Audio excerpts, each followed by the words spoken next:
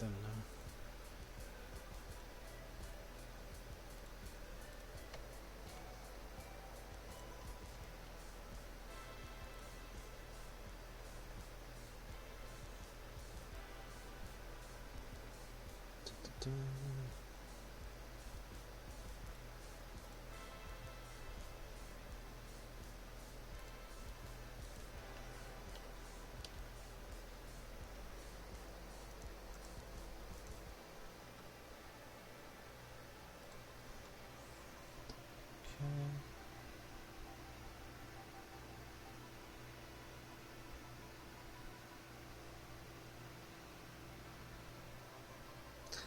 Why am I streaming at this hour? I don't know, I just felt like doing it.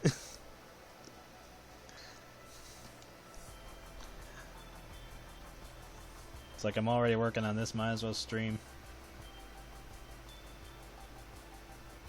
I don't know for how long, but just figured I'd do it.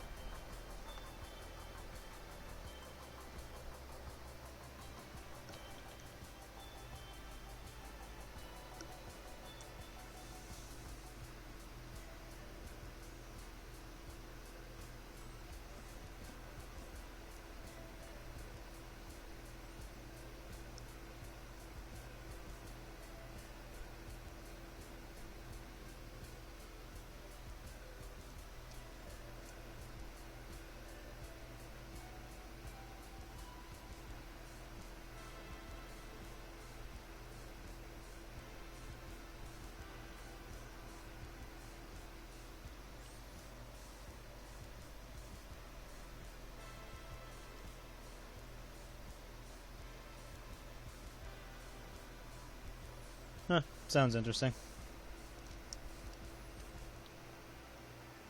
A weight gain game for a torque battle. Although I think torquing in general is dumb, but that's just me.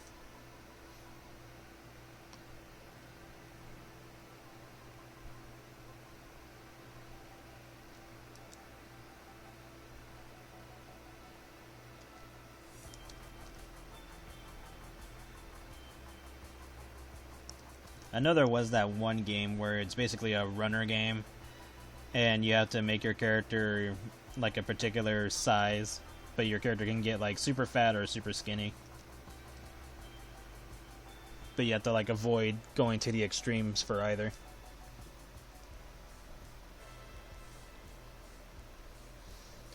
They should just do that for Kaijo. That'd be funny. Just have a woman with a fat ass. I need to watch Kaijo. I only watched like the first episode or two. It was an interesting concept. I just hadn't taken the time to sit down and really get into it.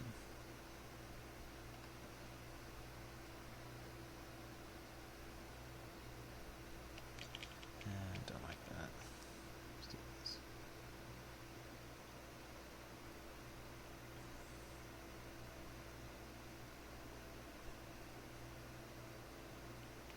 There we go. No, that's more like it.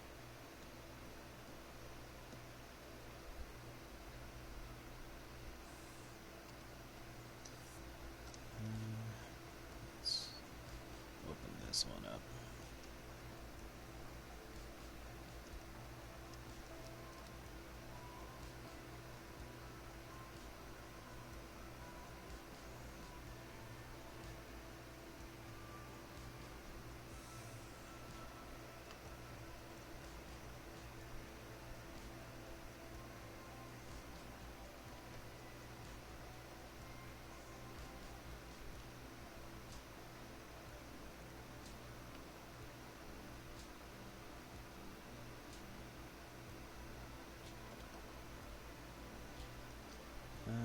This should be good enough.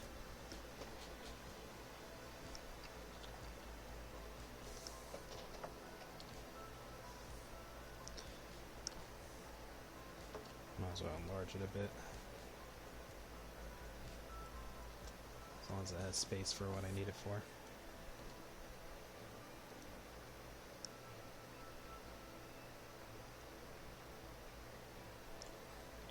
Over just about here, I think.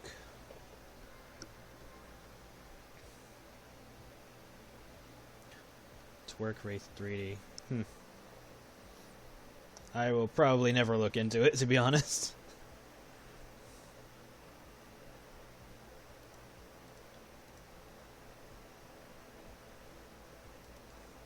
Maybe I know at some point I want to stream myself playing Smasher and the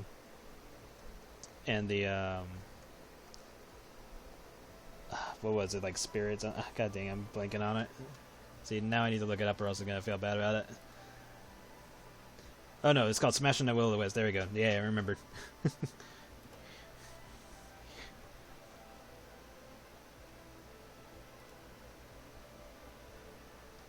This is for the weight gain drive.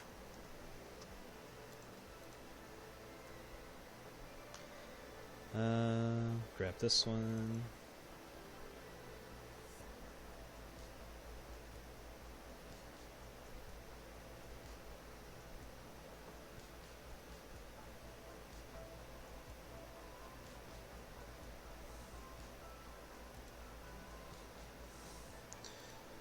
Yeah, I didn't do anything super unique with that. Okay.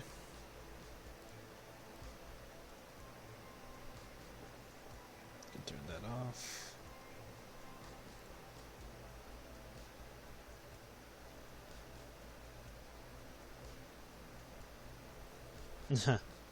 That'd be funny. But then again, Jam technically doesn't really wear pants on her own unless she's asked by her siblings. Because she always just wears that garb. And that's basically butt floss for her.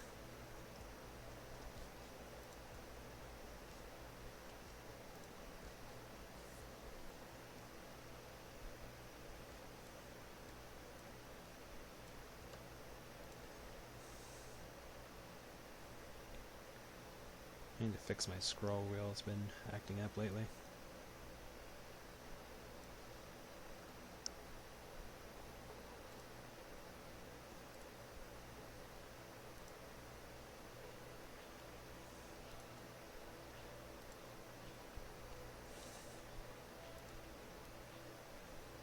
I'll have to try taking it apart and seeing if there's anything I need to clean.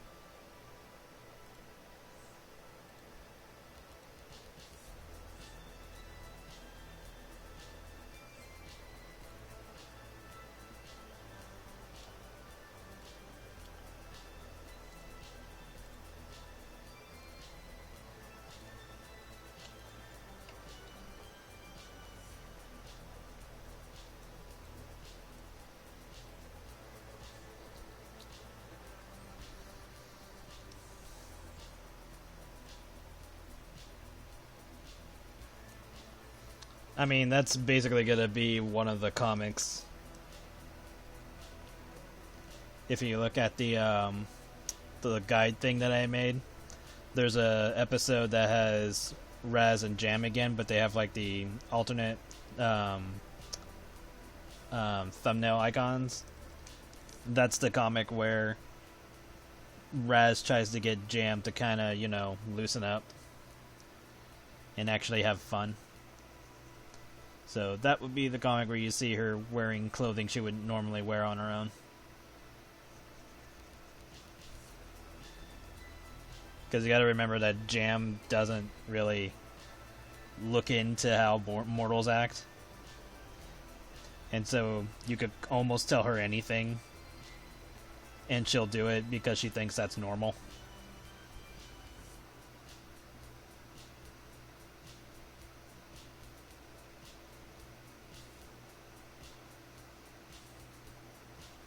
Because currently she hasn't interacted with mortals directly.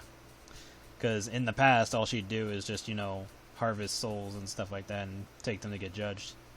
So other than that, she hasn't, like, conversed with them or did anything for entertainment.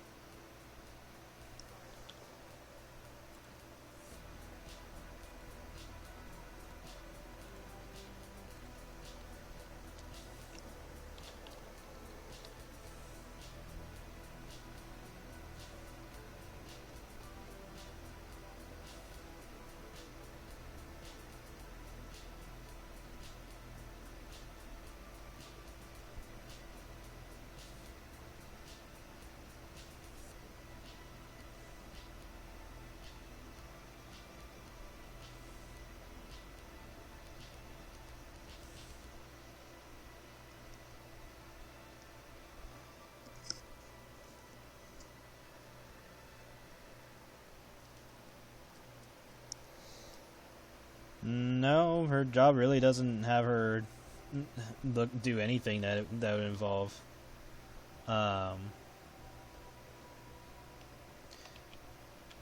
actually looking into mortals.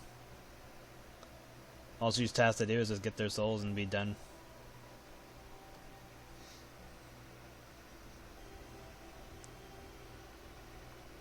Because it's not up to her to decide whether they're good or evil, because that's up to the gods to focus on.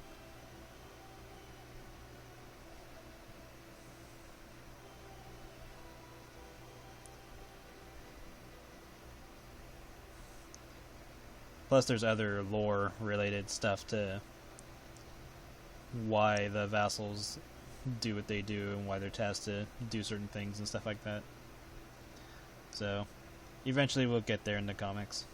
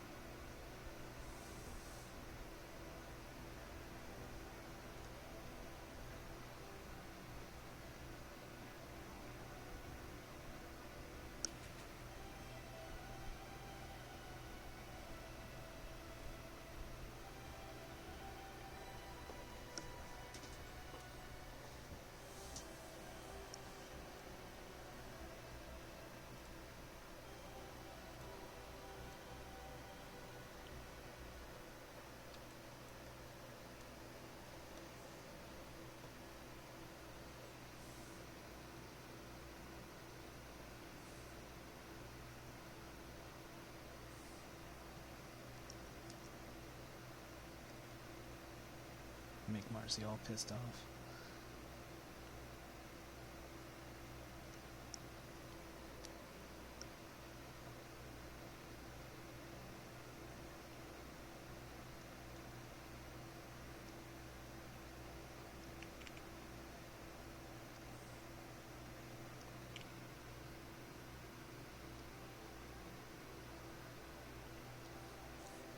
Do I want to put a design on her shirt?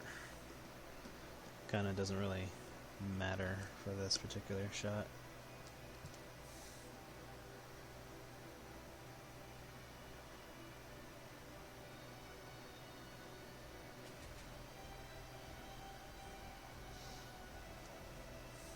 I mean, that's going to be a given anyway.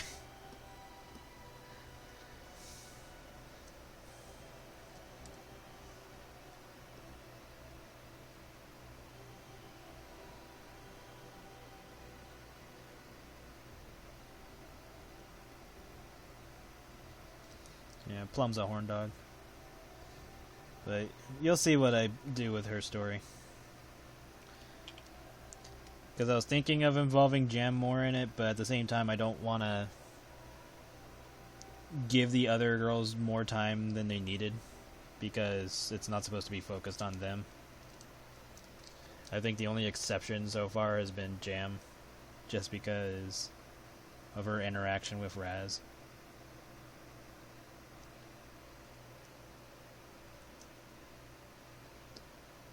But like, Jam does need a comic that's a little bit more focused on her.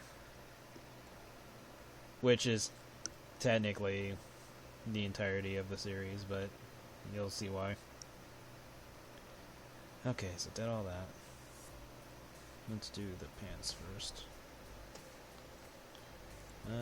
So far she's pretty much just had standard colors.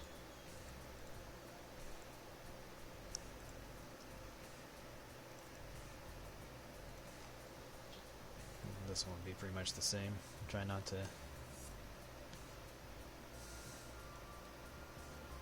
No, let's change things up. Let's do it this way.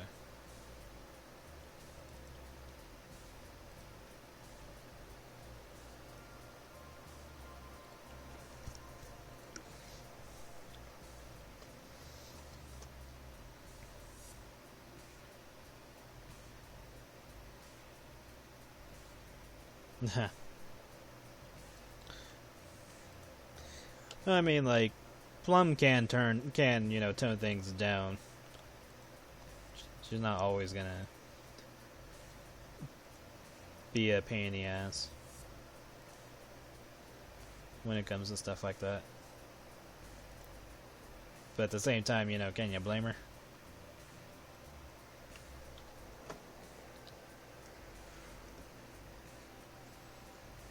It's like...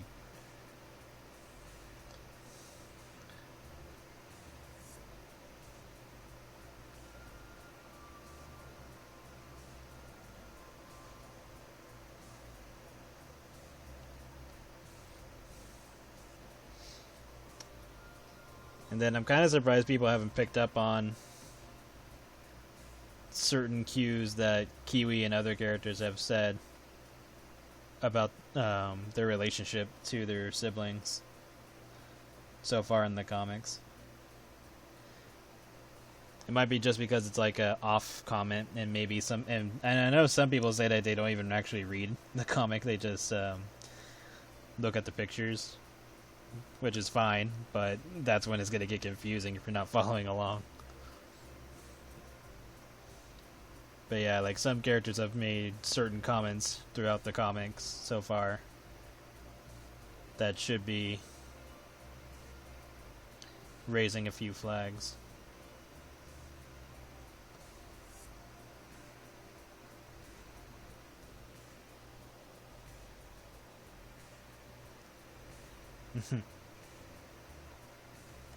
Yeah, people love Plum.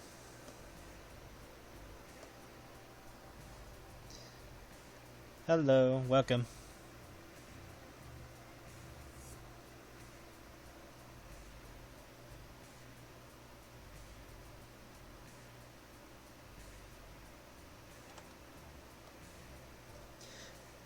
It's mostly just like an offhanded comment that isn't even addressed, but they do bring it up.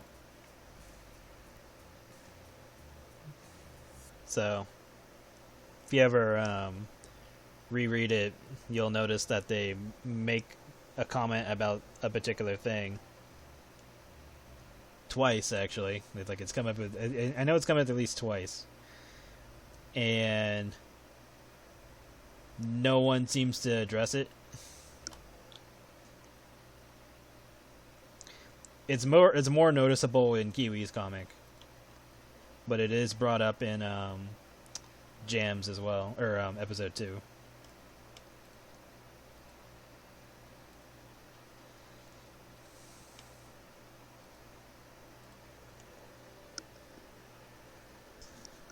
And granted, when episode 2 was done, a lot of the other characters were not around. But in Kiwi's comic, it's still brought up.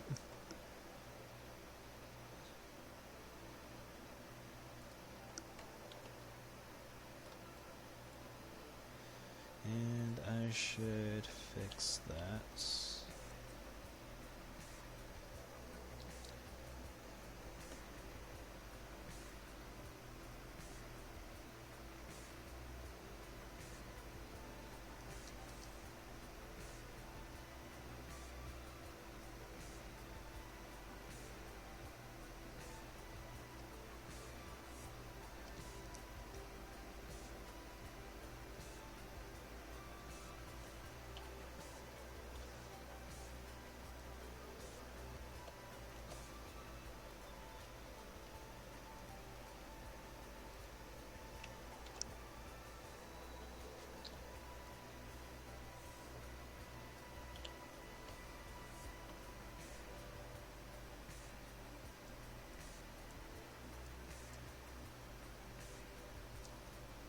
Good, I'm glad you did collect the pages. It'd be weird if you didn't.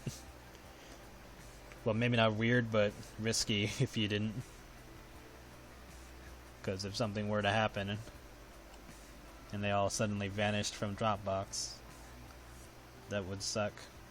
Granted, I back up all my shit anyway, so. Which I'll have to do another backup soon.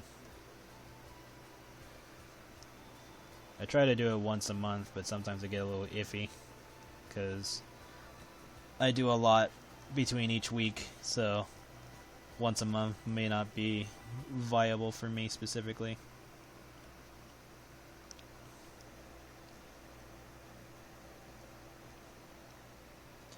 I'll probably just do like a local backup, and then when next month comes around, I'll do a major backup.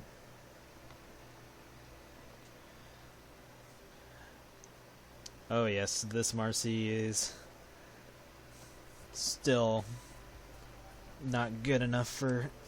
Well, I wouldn't say not good enough for Skylar, because Skylar technically doesn't even know she is doing all this. But you know how evil Marci is. Or at least a version of evil Marci, because this is a different version.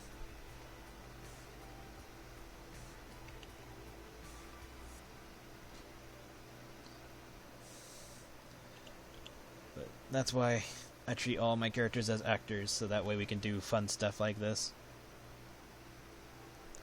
Because if I try to make every little thing they do canon, or try to preserve their image in a particular way, then it just makes them unfun.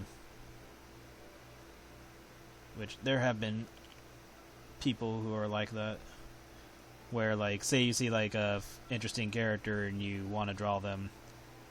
Granted, you technically don't need permission, but you know, it was just like the courtesy to ask and all that, and the person was like super hellbent about like, no, I only want certain people to draw my character. I'm like, okay, damn. But yeah, that was an interesting time. I will laugh if that person ever asks me to draw their character. I doubt it would ever happen, but it would be funny.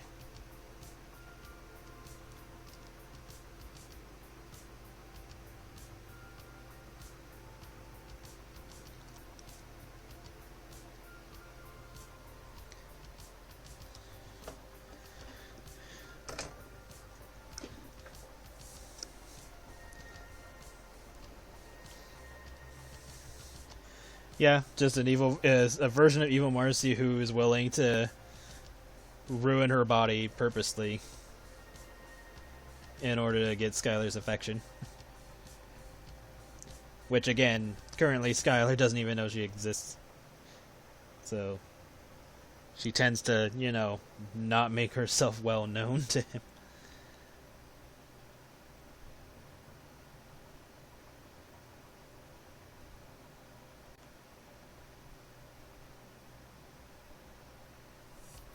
I haven't seen Amphibia.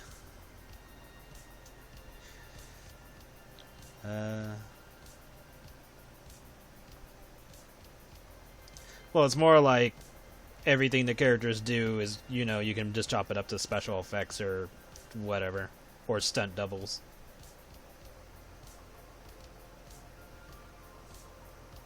Or whatever the case may be. I mean, it's just an offhanded lore thing, or not even a lore thing. It's just more of like a reason why I just have fun with my characters instead of trying to be cautious about every little thing that I do with them.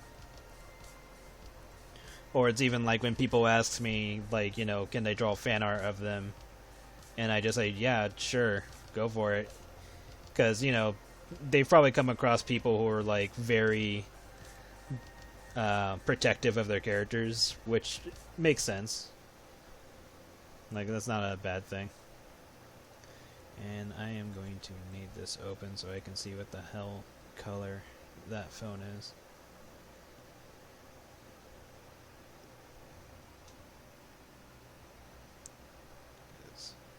Turn that off, turn that off, turn that off. Yeah.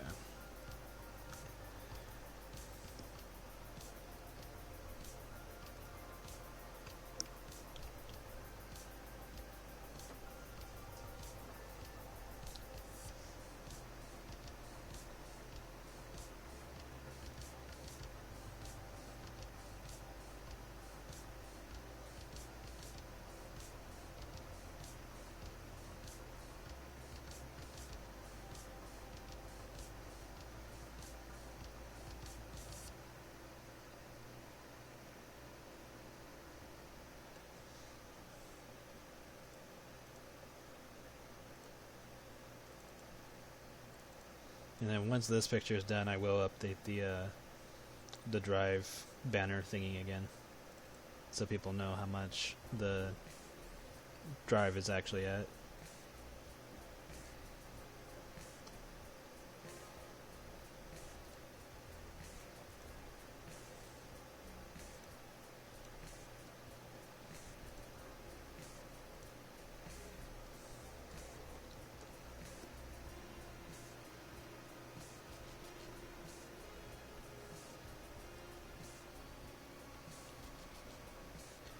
Okay, did all that.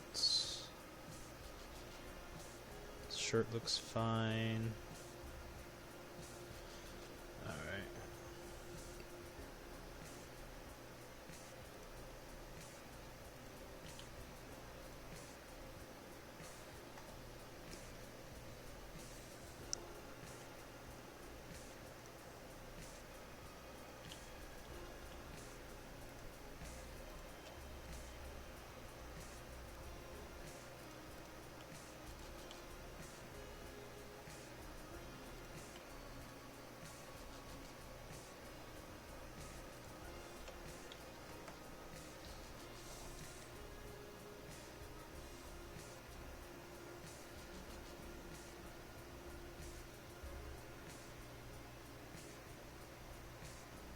Dun.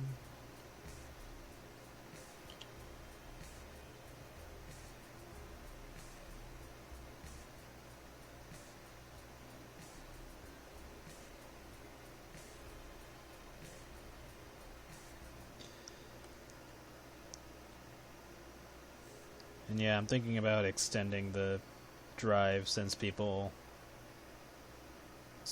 started supporting it suddenly. So I might make it last, like, I don't know, either a few days or maybe just another week again. Just so there's still some time left.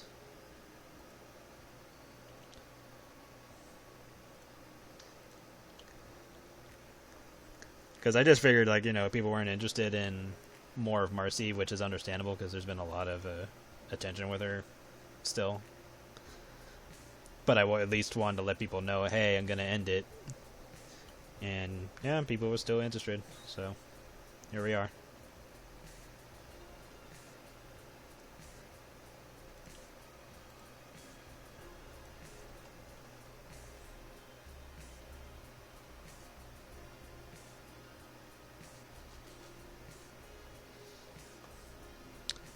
There's probably some errors in chapter 2. There's probably an error that I did notice, but I just left it alone. Because I was like, it's been this long. If it's found now, probably nobody even cared to begin with.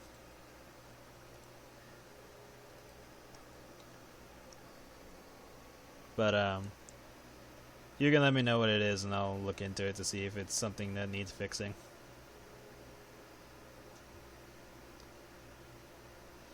Which, knowing me, I'll probably go and fix it anyway.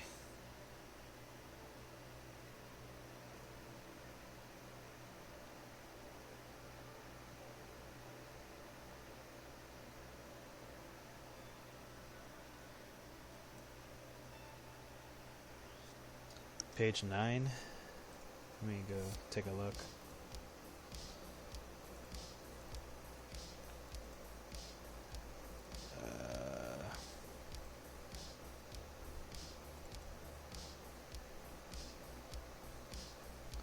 Oh, that's just the lighting. Yeah, the lighting is what's giving it that color.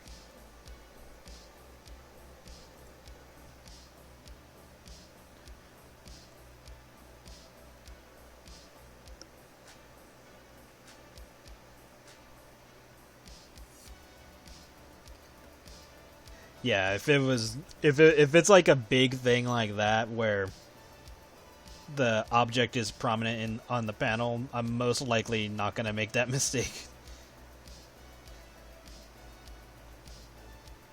It'd have to be something like small and tiny and insignificant, and that it would only bother me because I'm the one that drew it, and I would see it and be like, alright, should I fix it, should I not fix it? And then I'm gonna sit there thinking about it for like 10 minutes, and then I'll probably just fix it.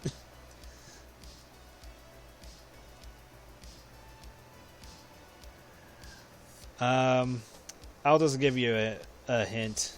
So let me go back to episode 2. So let's see.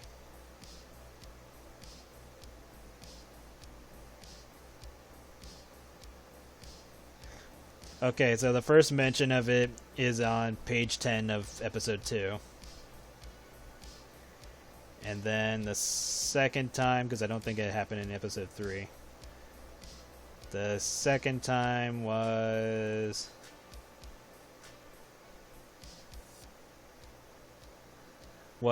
on page 20 of episode 4. So there you go. Oh yes, that's like the worst thing for an artist, is where you notice this one little small error in your page, and like you can zoom out to see if anyone's gonna notice it offhand. You can kind of glance at it when you upload it on a art page or something, just to see, you know, is this gonna be a big deal? Do you really need to mess with it? And for the most part, no, you're not. You don't need to mess with it. For the most part, nobody's gonna fucking notice. But you notice, because you're the one that made it, and you're gonna sit there thinking about it for at least 20 minutes, and then you're gonna cave and fix it. Even though it literally amounted to nothing. Like, it was a small error that nobody in the world was gonna freaking notice, but you're gonna notice, and that's why you went and fixed it.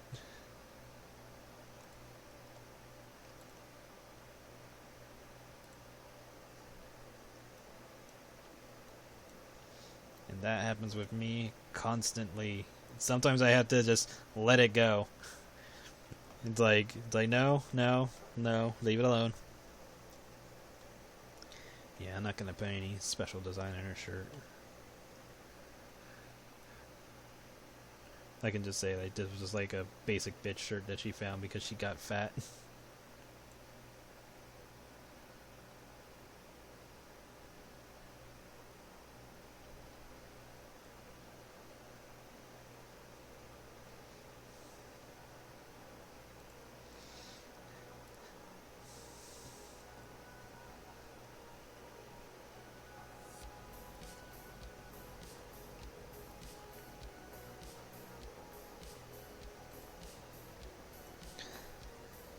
So yeah, let's see if you'll put together what the issue is.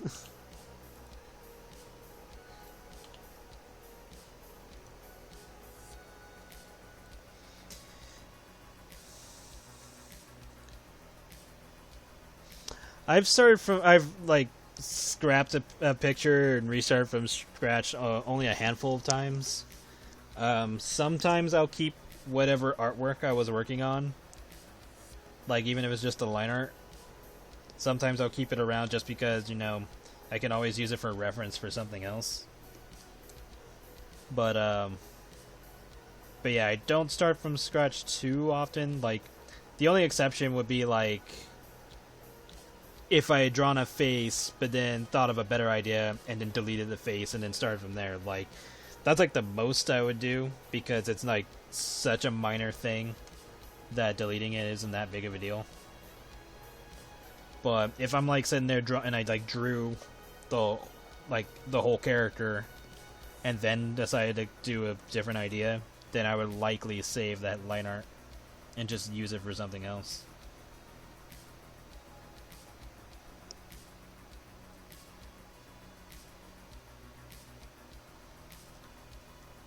Oh yeah.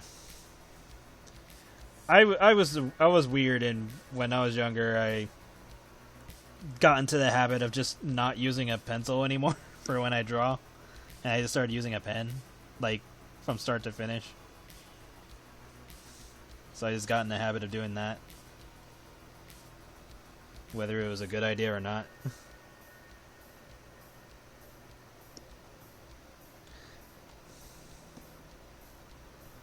And then most of the time, if I made any mistakes or whatever, I would just somehow turn it into part of the picture.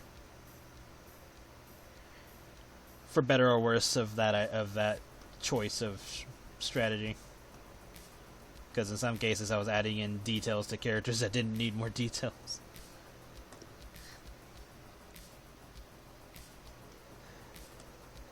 I just go from pen at the very start. I cannot do the whole construction line thing. It's weird for me.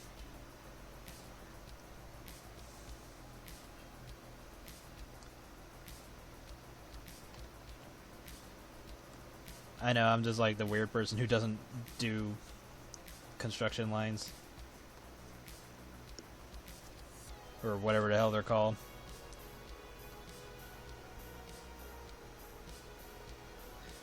But I think it's because I force myself to draw that way that I'm able to draw the way I draw. I just got so used to it that I can just eyeball most of the stuff nowadays.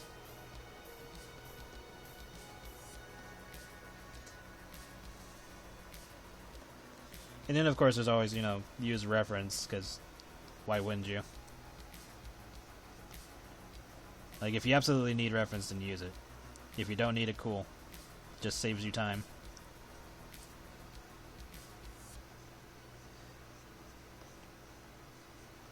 There we go. Yeah, isn't that strange, huh? Isn't that strange that they keep saying that, despite there clearly being not what they're saying? Isn't that a strange thing to figure out?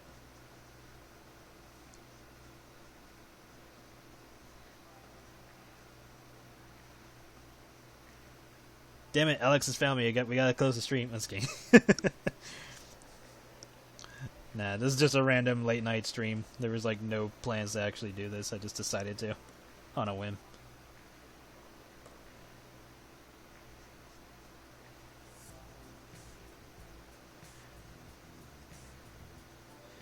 But we're close to finishing this pick. Gonna be like another, I don't know, 2 hours. Good morning. Oh yeah, I forgot your time zone is like what, 8 or 12 hours ahead of me.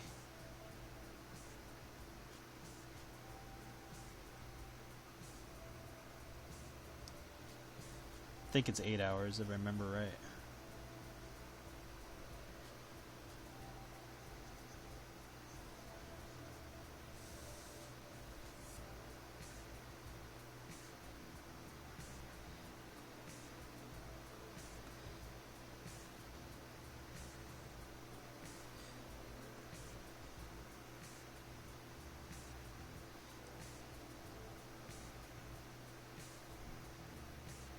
And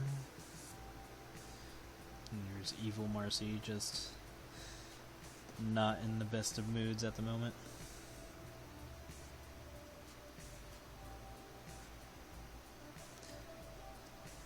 $7 a.m. for you? So it's like 10:53 for me right now. So yeah, it is 8 hours. So yeah, it is 8 hours then. Nearly 7. So yeah, it's 8 hours.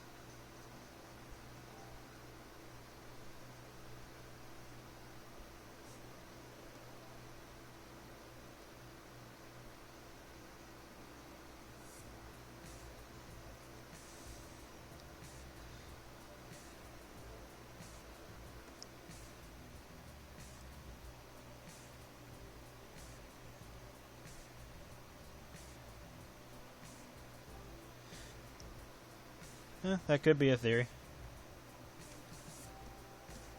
That could be it.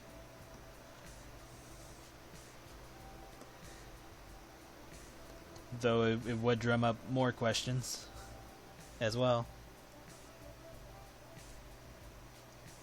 Yes, this is a time skip. In this pick, it is Monday for Marci.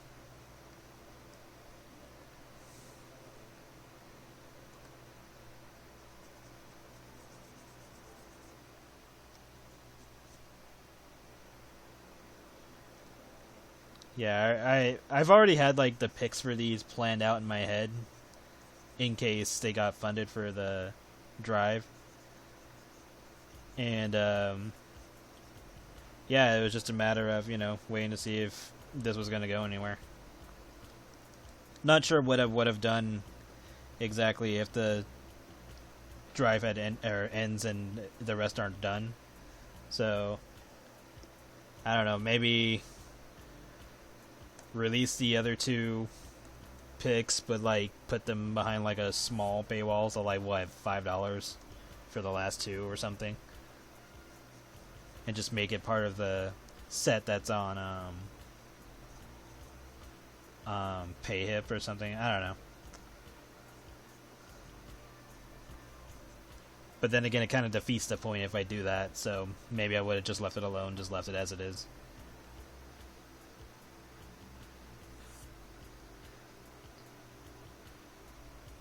Like, the whole point of this is community support, so that's literally the reason why I did this the way I did it.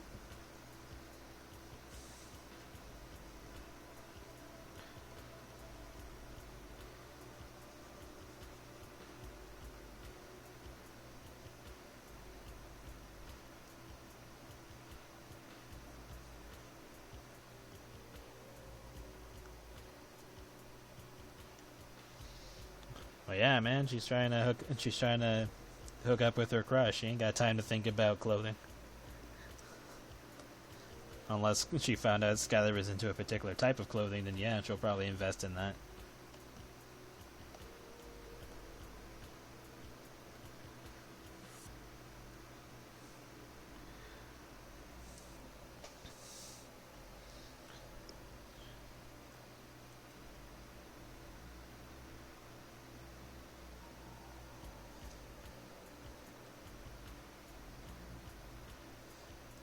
Okay.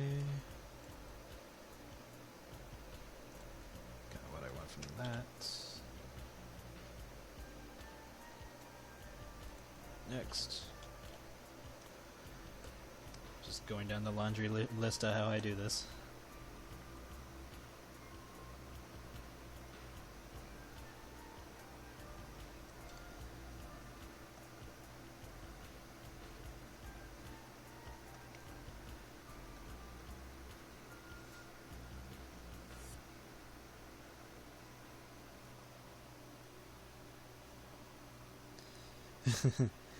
Yeah, she's not happy in this particular shot, and you'll find out why once I add in dialogue.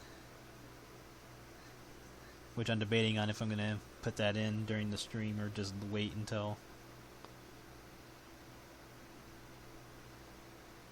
the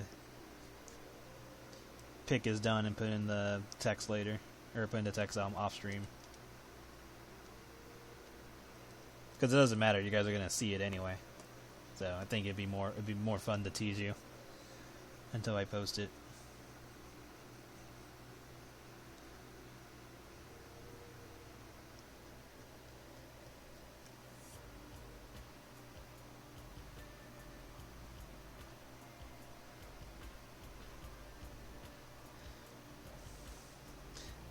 Well, see, that implies that all the girls would want to stay in the same household together.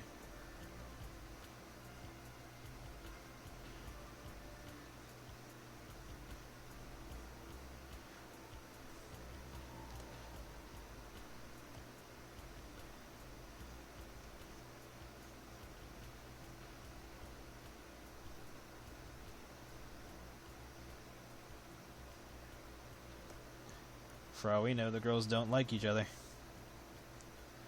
But that's not right, because some of the characters' bios already state that they like certain ones. Which is weird, though, because, again, the statements in those 2 pages don't add up. So yeah, if you guys look up page, what was it? Page 10 of episode 2 and page 20 of episode 4, there seems to be something off. Other than the fact that I think I just lined up those pages to double themselves. Now that I think about it. It's like, did I do that unintentionally?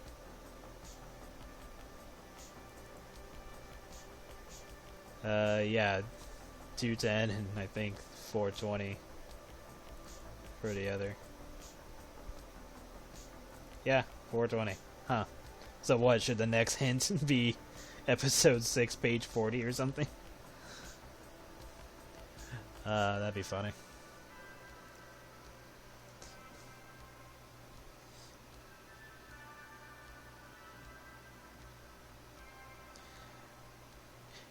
Yeah, because you gotta remember when episode 1 starts, the girls are in a rundown house that they were squatting in, and it's not like they won a shit ton of numbers of money. Sorry, not numbers.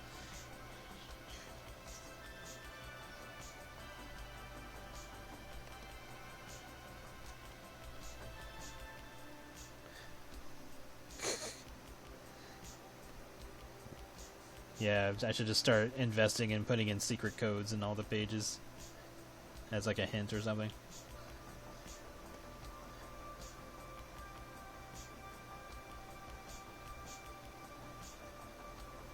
If I could actually do that, I probably would. Or even something like simple where like I throw in a random letter in each episode and it'll like spell out something. That'd be fun. I'd have to actually look over. Hold on, now that I'm thinking about it, let's find something.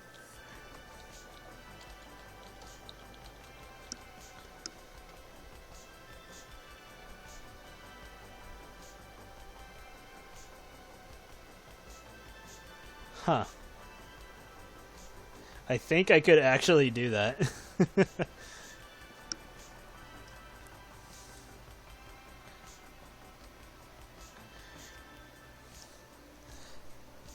If I were to do that, then I'd have to go back to the previous episodes to toss in something.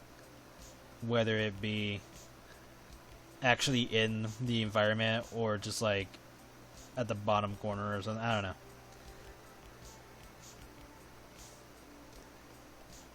It's a thought. If I do it, I'll at the very least let people know that I added it in.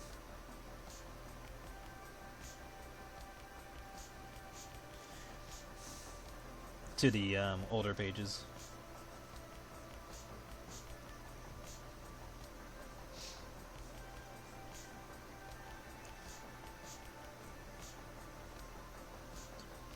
I would say there's kind of another hint towards the end of Kiwi's comic, after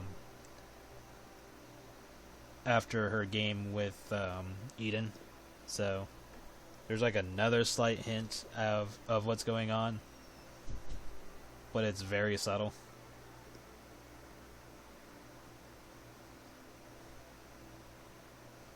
I think it was mentioned once by a follower, which was likely Alex, if I remember correctly.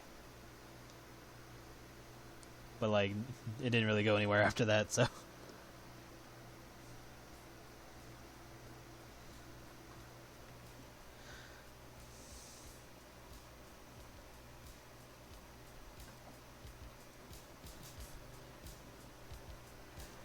Yeah, isn't that strange that Daylock would punish Jam in that fashion, despite Jam being the most loyal?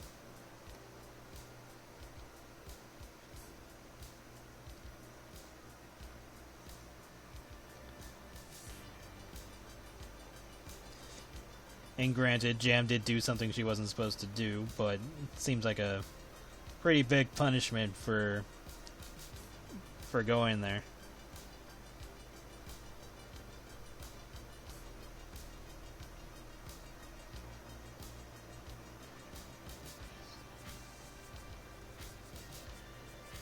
Oh, you didn't do anything, Alex. You just kind of mentioned something around the time where Eden is standing on the roof.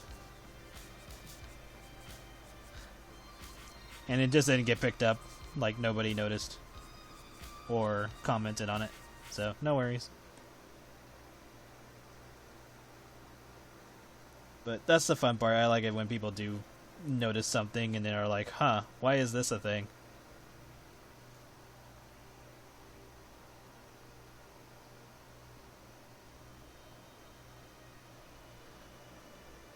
Oh, the last of the original 6 is easy if you look at the bonus page for episode 1.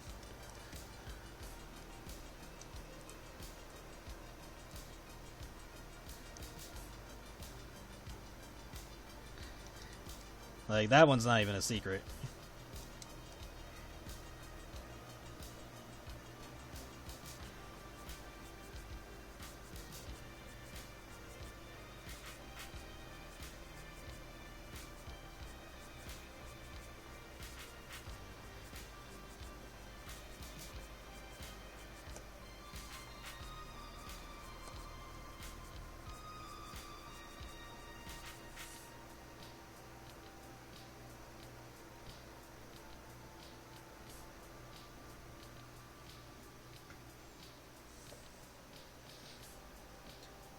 Take your time. I don't recall posting it publicly, but it is in the Patreon stuff.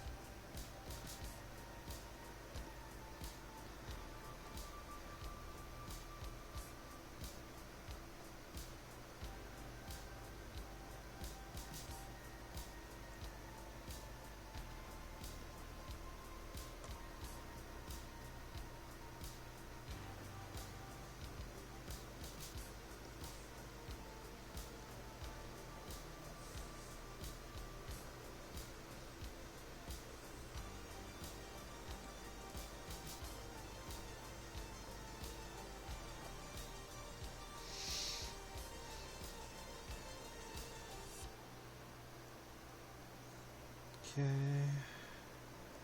Let's shade this a bit more.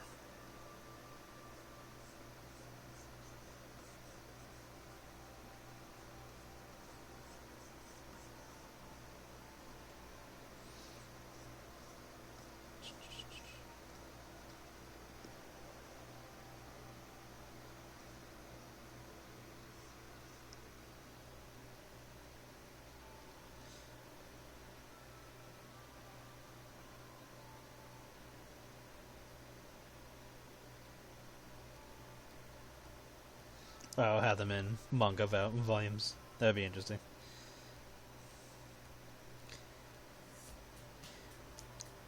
Yeah, that page teased her. So you got it.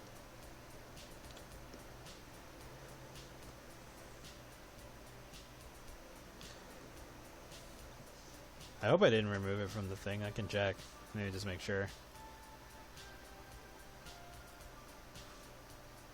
If I did, I don't know why.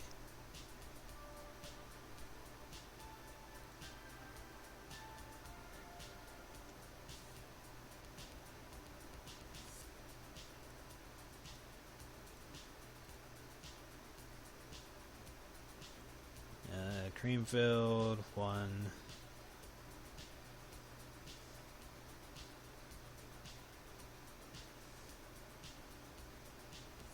No, it's there. Should be page 56, aka the bonus.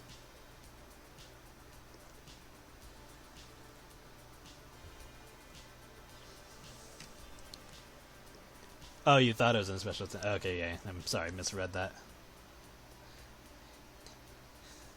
Yeah. If I ever do a physical release of my stuff, I would definitely take the chance. Honestly, I think the only thing that's kind of keeping me from doing that at the moment is I have 1, because a good chunk of those pages were not made with the best aspect ratios, which was why they were incredibly small when I tried putting them in a PDF. Because I was not thinking about it at the time, because to me it's just like, you know, you open up the image on the computer and it's the size that it is.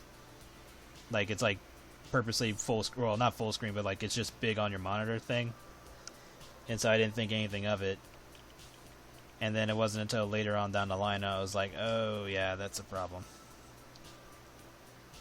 Because that was like back in like, what, 2015 and 16? Maybe 17 at the latest.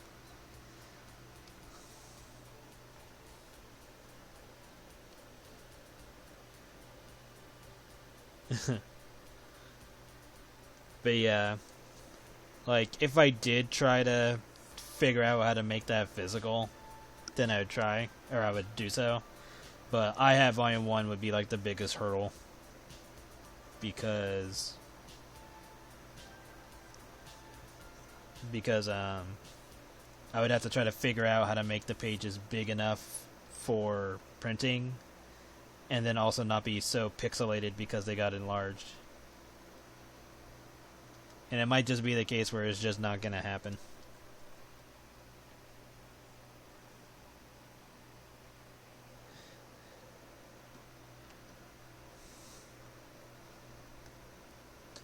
Yeah. Maybe that might be something I do with the archives, with the iHat Archives series, or even Secrets with Fat Blake. Maybe I'll look into trying to get those printed, since those are in the right sizes.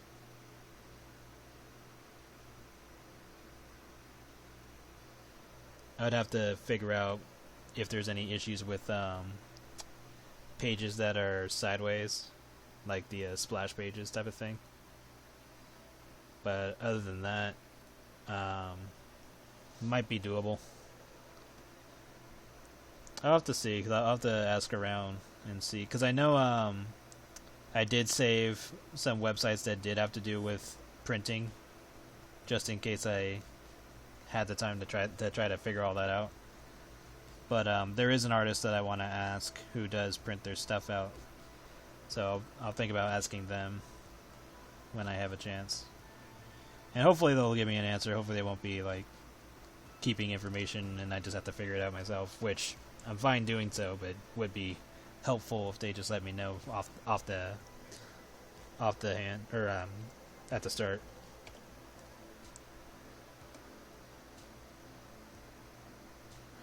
But we'll see. Can't promise anything, but I'll try.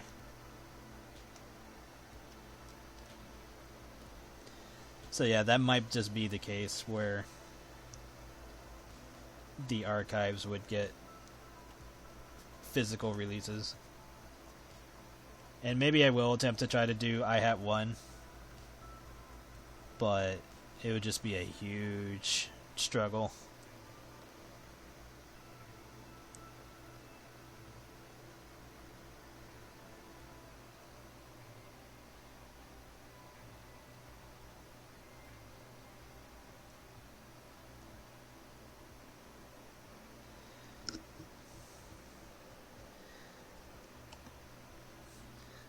Site may picking.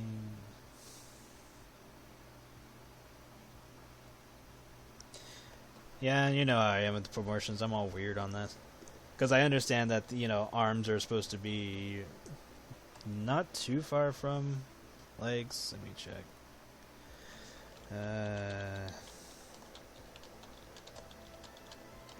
Women.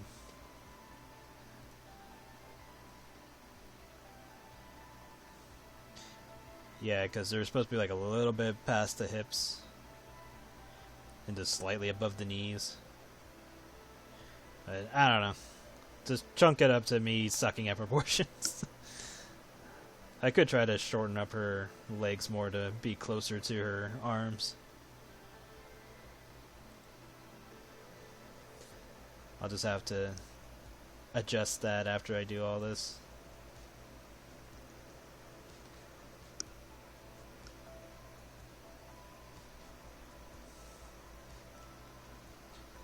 So yeah, I'll try to tweak it when I'm done with all the... Well, when I'm done with this shading at least, I should be able to try to mess with it.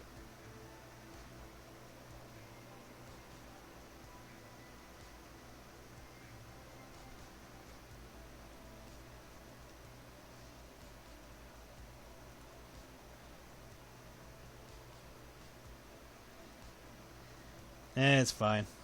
It's not like I hadn't thought about it every once in a while, because it's like I understand that arms are supposed to be at least to somewhat a certain part, but then at the same time there are characters who just have ridiculous sized legs.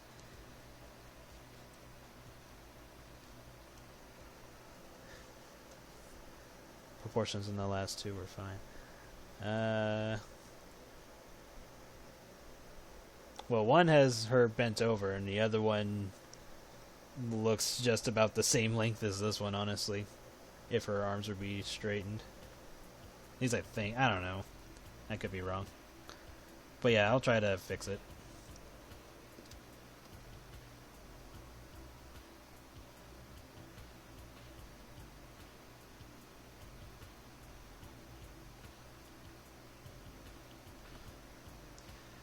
Yeah, I'll try to fix it. And I know I suck at proportions. And perspective. And background. And foreshortening. And I don't know. I mean, there's a number of things I suck at. So that's why I'm still trying to get better. Is she taller? No.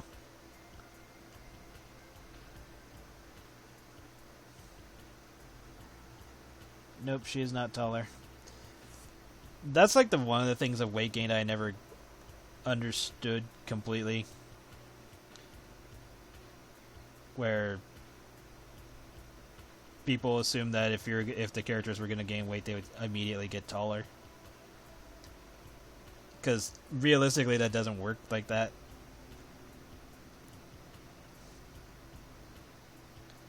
Like, I can understand the whole inflation thing where the characters are obviously just big balloon size, and that's just a whole mind fuckery as it is, because if you're thinking realistically, then it's like, okay, what happens to the bones type of thing?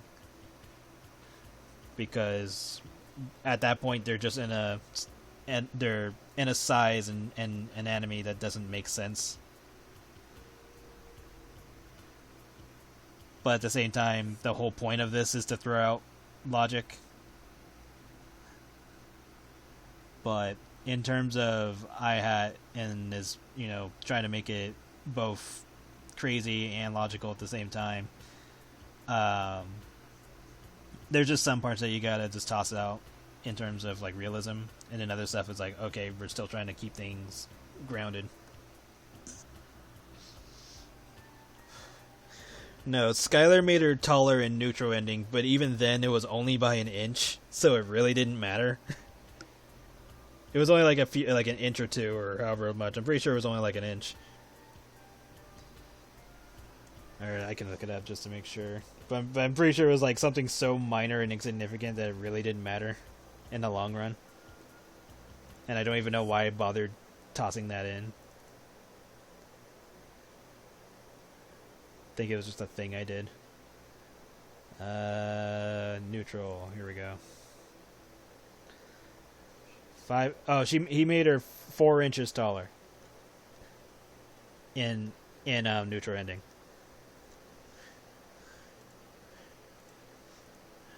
So it was super minor, and it really didn't matter. And in the other versions, he left her height alone, because again, it didn't matter. But yeah, she is not taller. She is still 5 foot, and has remained that way.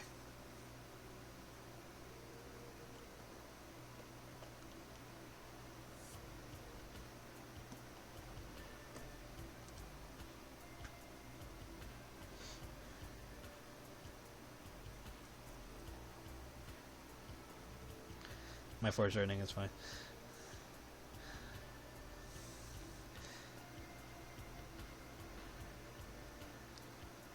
But yeah, I'll try to be more conscious about proportions. Just a lot of it just boils down to like, okay, how do I want the character to look? And you see character designs where a character just has ridiculously sized legs. And it ultimately is just like, okay, yeah, they have long legs, and that's kind of it, really. It doesn't really become a factor. But it's good to bring it up, so that way I think about it more. So I'll try to be more conscious about it. So I'll try to fix her in a moment.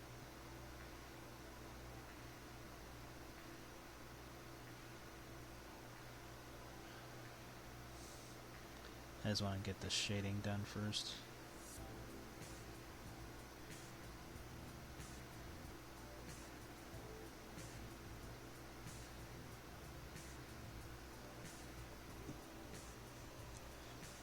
But yeah, like, Skylar making her taller was completely pointless.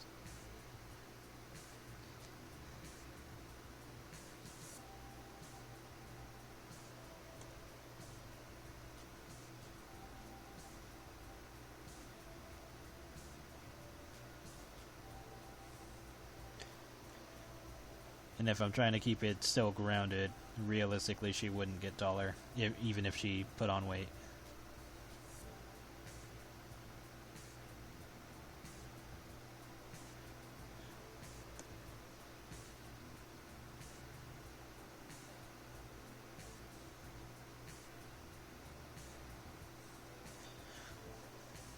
Doesn't mean I won't do that for future characters, where I'm just like, sure, let's just make them bigger for the hell of it. But in Marci's case, being more subtle about that stuff benefits Skylar more.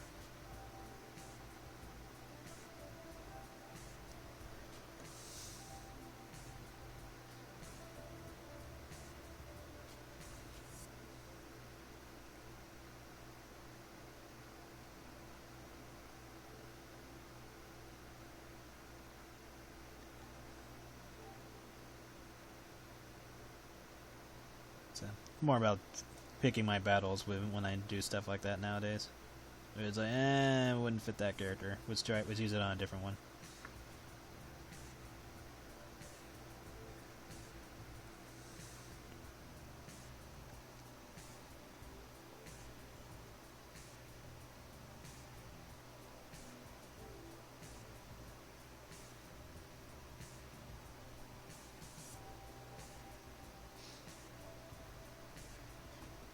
That would have been interesting.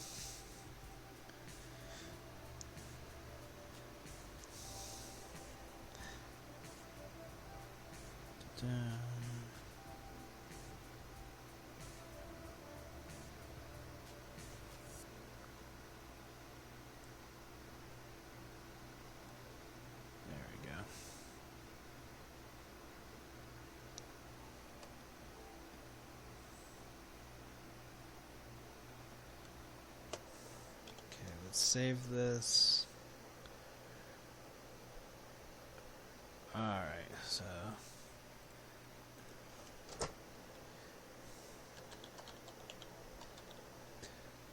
let me get some reference so I can try to fix my shit anatomy.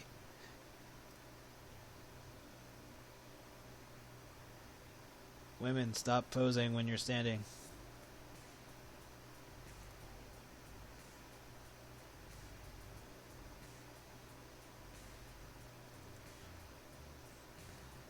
It's an artist's nightmare.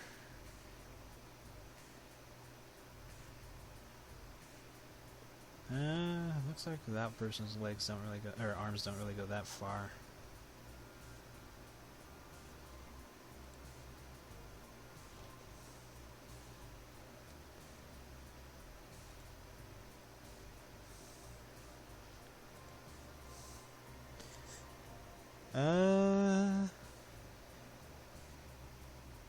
Yeah, Marci's arms are just a little bit too short from what I'm looking at. God damn it. No, don't save that. Because it should be a little bit further than the pelvis, based on what I'm looking at.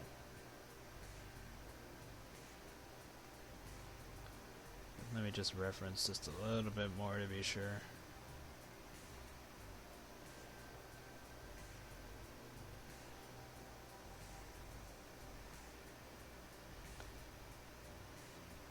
Thank you. I was like, Jesus, can I just have somebody standing normal?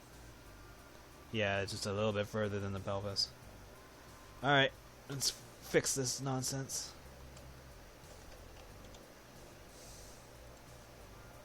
Hopefully I can do it this way.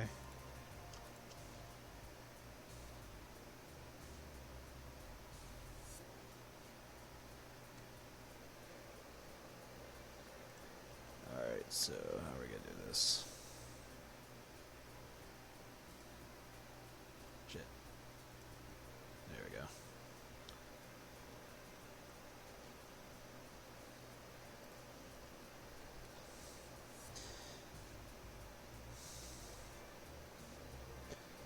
So, we'll start with this first.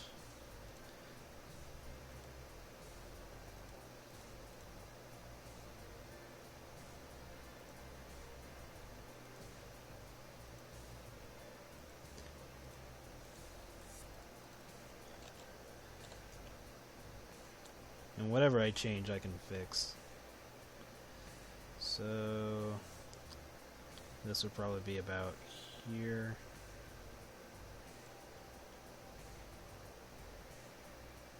Can fix the alignment up there.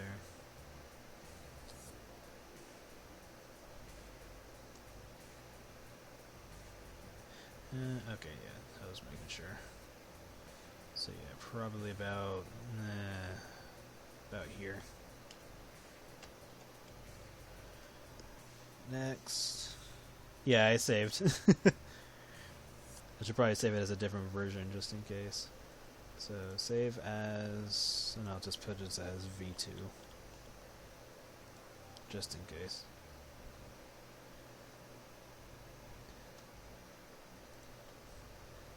Then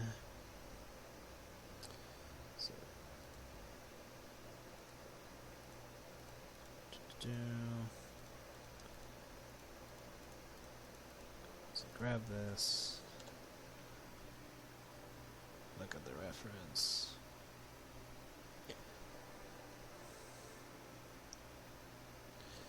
This should probably be about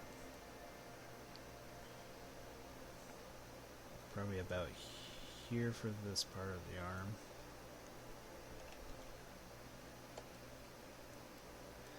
And this will probably just be the case of me having to rework the line art.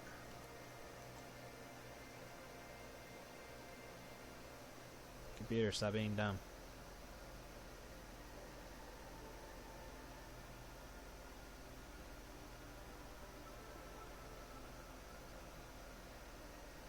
Okay. And then this part of the arm would be just a little bit longer.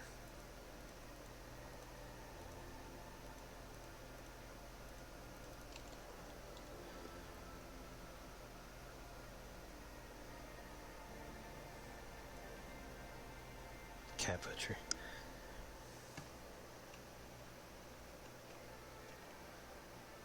This arm is kind of hard to tell because she has it bent, so it's not elongated. And zooming in. Still. Now it's like lined up with her pelvis, but it's not like.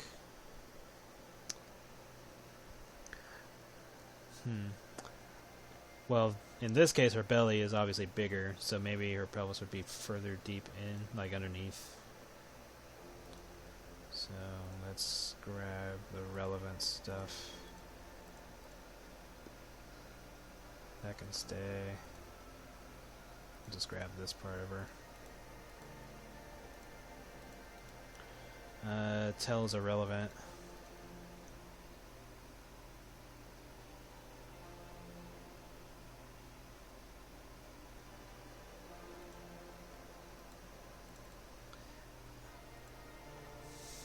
Yeah, her pants probably aren't pulled all the way up anyway. So yeah, let's... Probably should have broken these into pieces, but whatever. I can just fix it. So... if her arms are supposed to be either further than her crotch... so it'd probably be about here.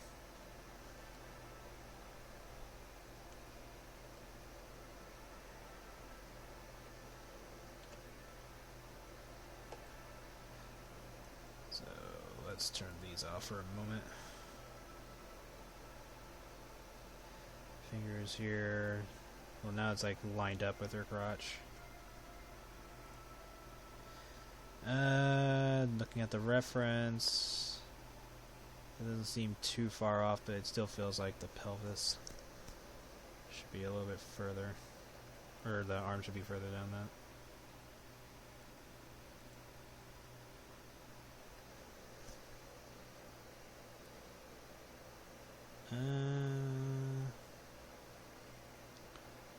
I think that's about the best I can do without like completely reworking the whole thing. So hopefully this is enough to make it look like it makes sense.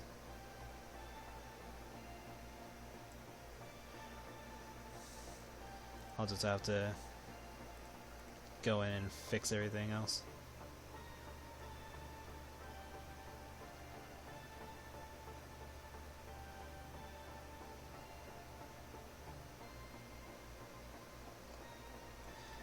Hey, welcome. So yeah, let's go into fixing the line art.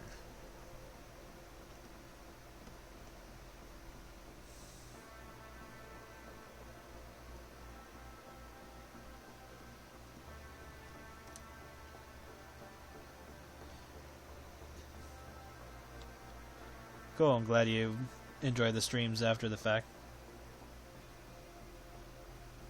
It's fine. It's stuff I need to pay attention more to anyway. So I'll try to keep that in mind for future works.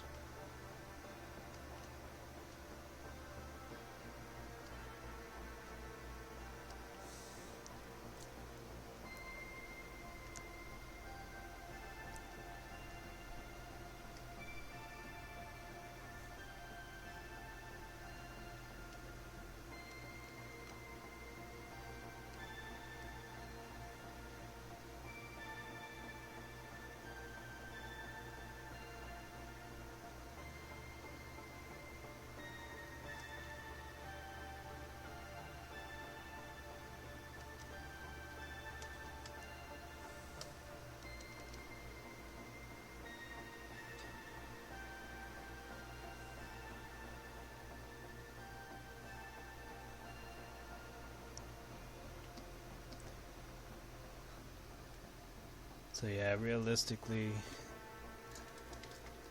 their arms should be at least halfway down the leg. So I can probably... Let's just grab these real quick. Can probably make this look a little bit better if I did this.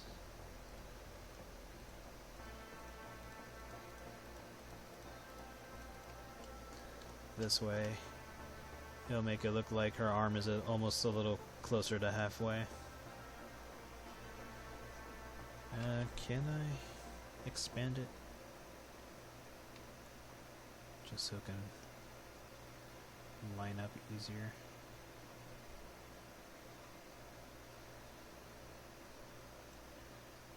And then we'll just do the same on this side.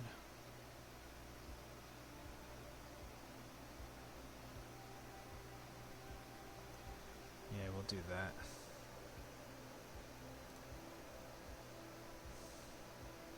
And I'll just fix whatever I need to fix.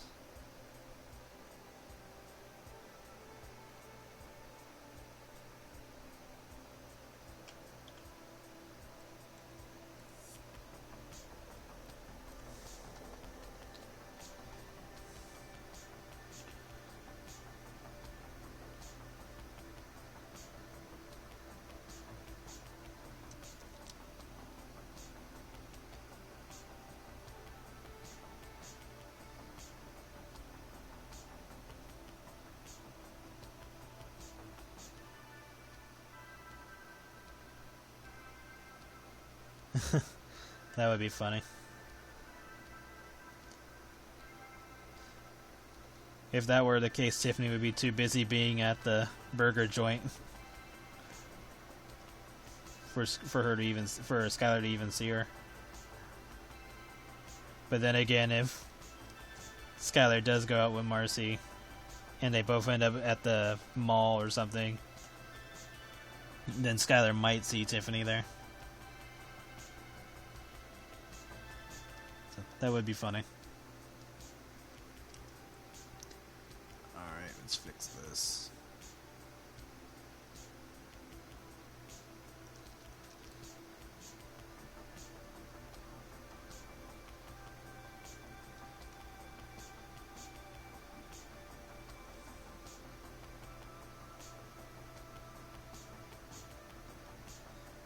There we go.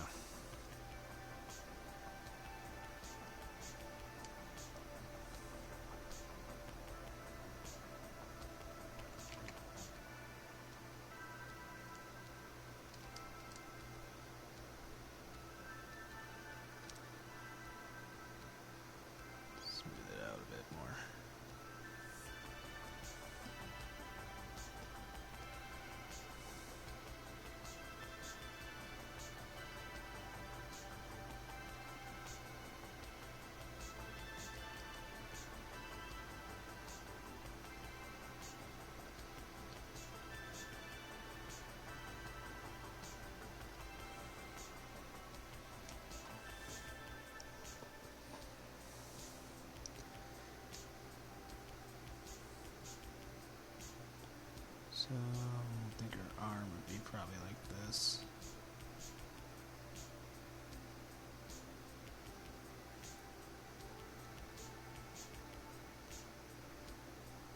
Just round it out more.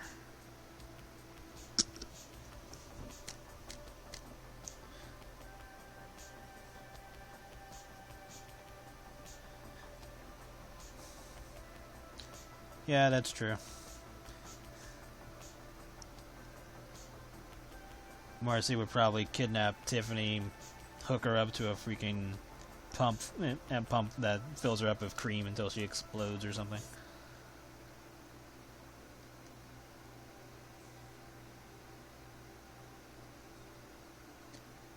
Just leave her there hooked up, and leave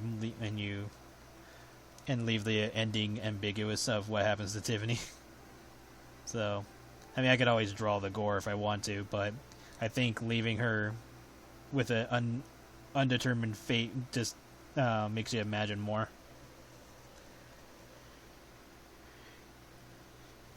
Because, like, let's just say all that's left is, like, you see her hooked up to the pump, and you see more and more cream being pumped into her, and her being bigger and bigger and bigger, and her stomach's turning red.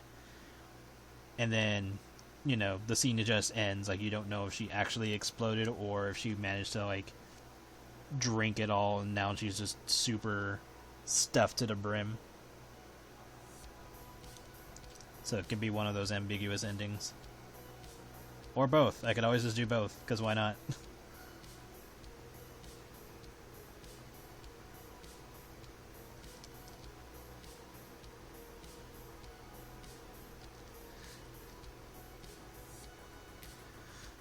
That's the joy of drawing. I can always do both.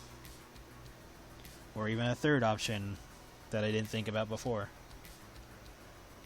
Okay, so hopefully this Marci is a little bit more anatomically correct.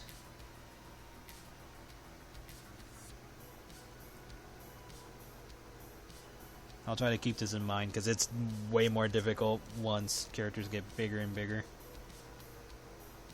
So I'll just have to really think about it.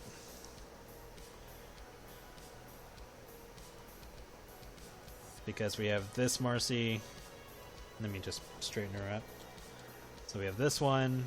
I'll save this version. And then we have this one that I was doing. Let me just turn off her stuff. So these are the two Marcis at the moment. Let me just make sure she's lined up. Alright. So we have second version, and then we have first version.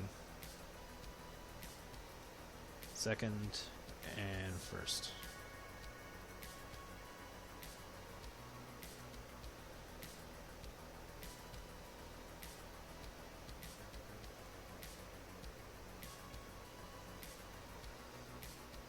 So yeah, I'll hang on to the first version just in case.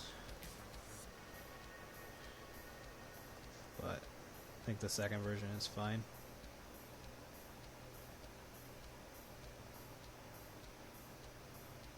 Cabin in the woods. Ha.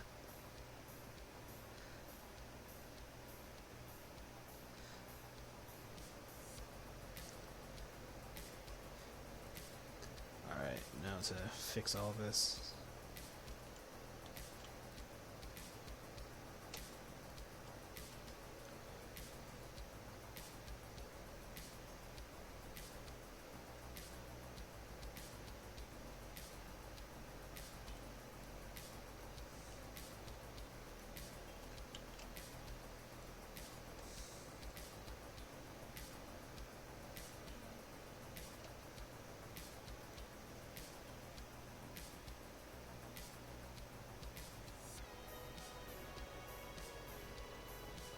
Thanks.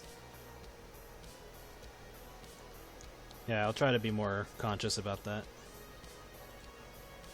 Because I know a lot of the times short characters that I've made don't look short.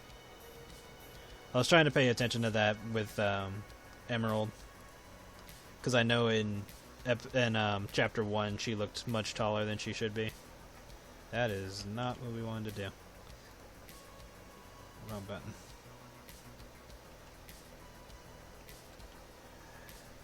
There we go.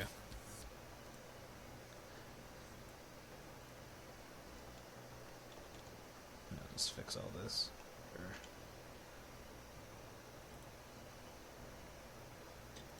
get rid of the access stuff.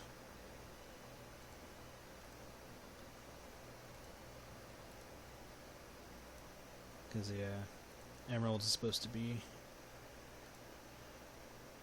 either the same size as Marci or slightly taller. I want to say the same size.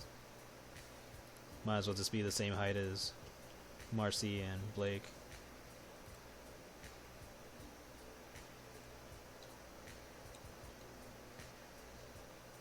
Luckily, not a lot of this I have to fix. A lot of this was simple enough that it wasn't like a major deal.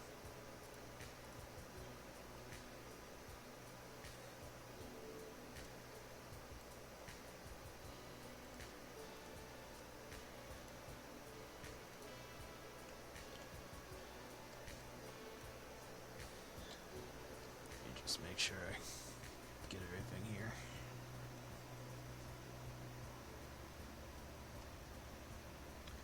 Okay, I just gotta fix this.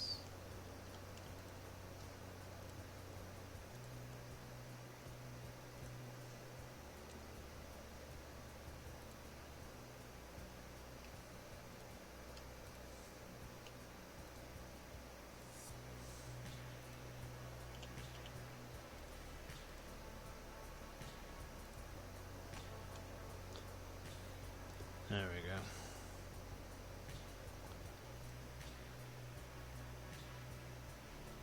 Shit, have I been echoing this whole time? I'm sorry. I was not paying attention to that. I did not. Sorry if you've been hearing an echo this entire time. No, you haven't been hearing an echo? Okay, because, like, when I have the stream on, for some reason, it puts up, like, a second stream in my dashboard. And it also plays the sound from there. So I can't tell if you guys can hear that. Or if that's made for me to hear and not you. Because I can't tell. But as far as I could tell, I was not hearing anything. So I don't know if that was just kind of... I don't know if it was a situation where if it looks like it's on, but when you click it, that's when the sound comes through. But yeah, I guess nobody was saying anything, so I guess we're good. Okay, cool. How long was it like that? Let me check. Been going on for an hour and a half. Okay, so yeah, if it was like that, then sorry, but if nobody heard it, then cool. Works for me. Okay, so we're good on everything here. I need to save out another set.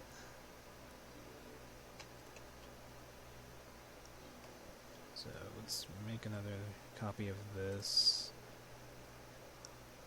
Merge. And then we'll just delete this one. Put this one here.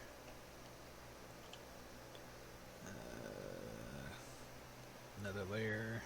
Black.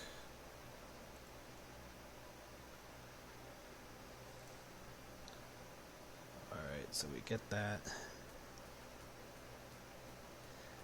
This might be the case where I just have to redo the shading from scratch. Yeah, because it's too gradual to do it from the way I have it.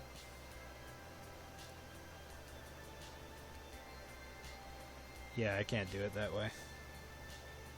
So we'll start with this one. Or, I don't know, let's see. I can probably do it. It'll just take a little bit of work. Yeah, let's see if I can actually do it. It's probably just gonna take some time. Let's see. Yeah, it's just really hard because a lot of this is gradual, especially in... Hold on, let me change color. Especially in this area right here. But yeah, I think it might be better just to do it gradually. Okay, so we'll just start from scratch.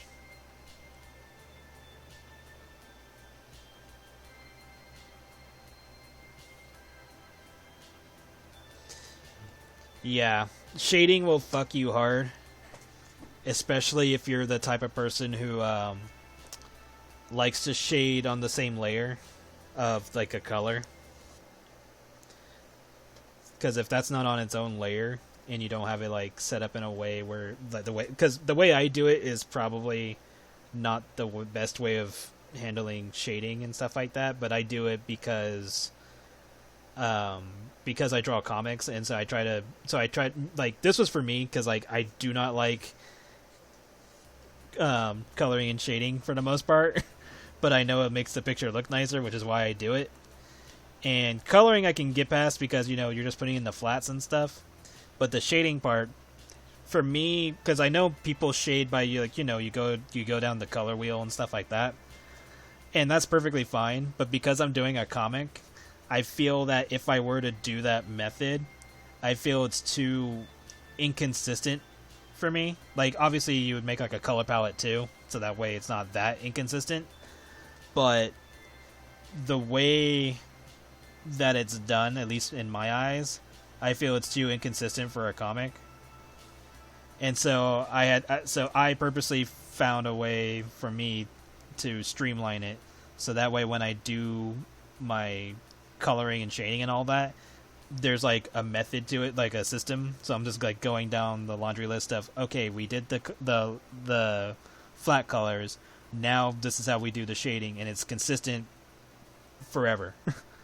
Until I, like, you know, change the method or something. And so the way I do it, I'm like, if I need to make an edit such as this situation, even if I had to start over with the shading, it's not like I don't know what to do. It's not like I have to painstakingly go back and do like all the color gradients for the character. It's like, no, because the way I shade it is going to be consistent. It's going to get back whatever was lost. So the only difference would just be the positioning of how I shade and light.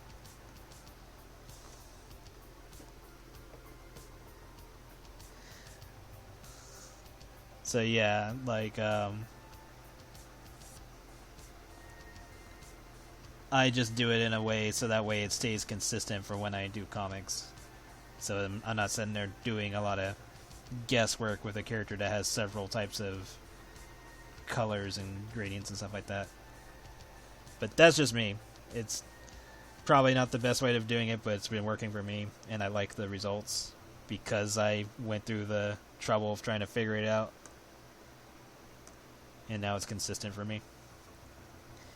That's why when I do the painted style like I did for Kitsune and Blake, all that is with gradients and different colorings and stuff like that. That's why, for the most part, it's inconsistent. Like, there's a method to it too that I do, but after a certain point, that's when I have to go off the grid, so to speak, and do it the way that most people do, where it's like, you know, you go down the color wheel and figure that out.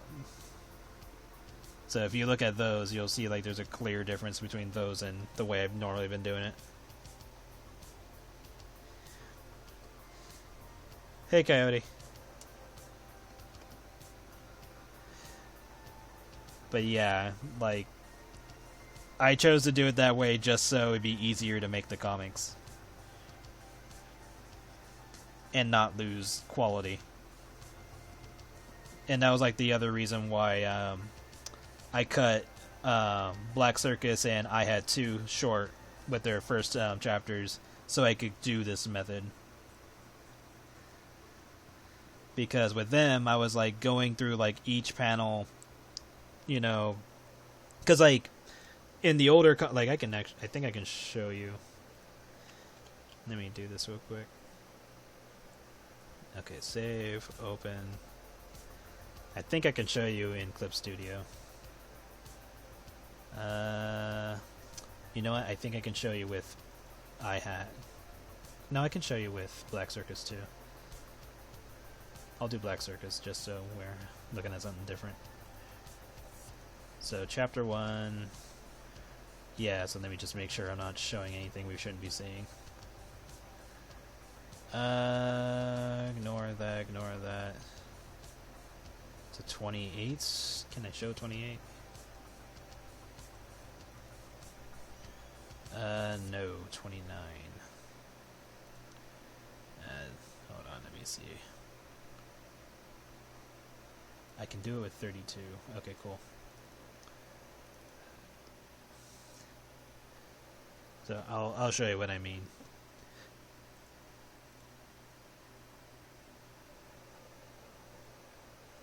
Come on.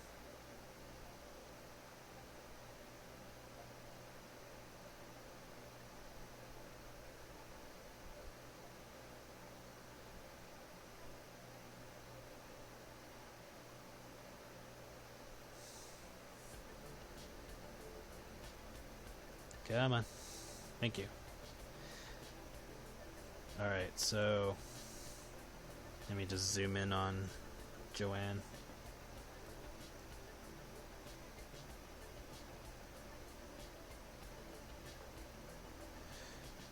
Okay, bring her back out. Come on. I know I got multiple shit open, but you know, you can handle the struggle. Ah, no. Don't crash. Up, hands away from keys. Don't crash.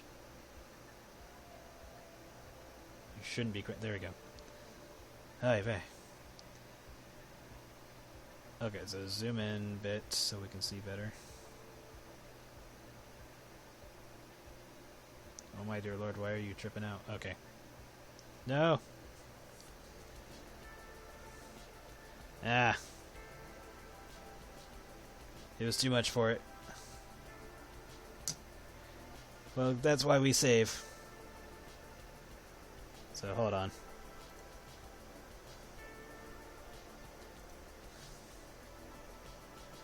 But I'm going to show this point, so fuck it. Oh, it's already trying to salvage. I mean, the stuff is salvaging what I didn't need anyway. So it has those two, but that's okay. I already saved everything else. Anyway, we're going to do Black Circus first, just so I can show my point.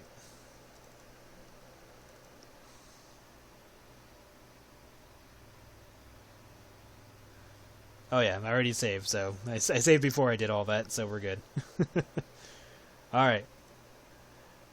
Go over here. So, let me just turn off the stuff that we don't need.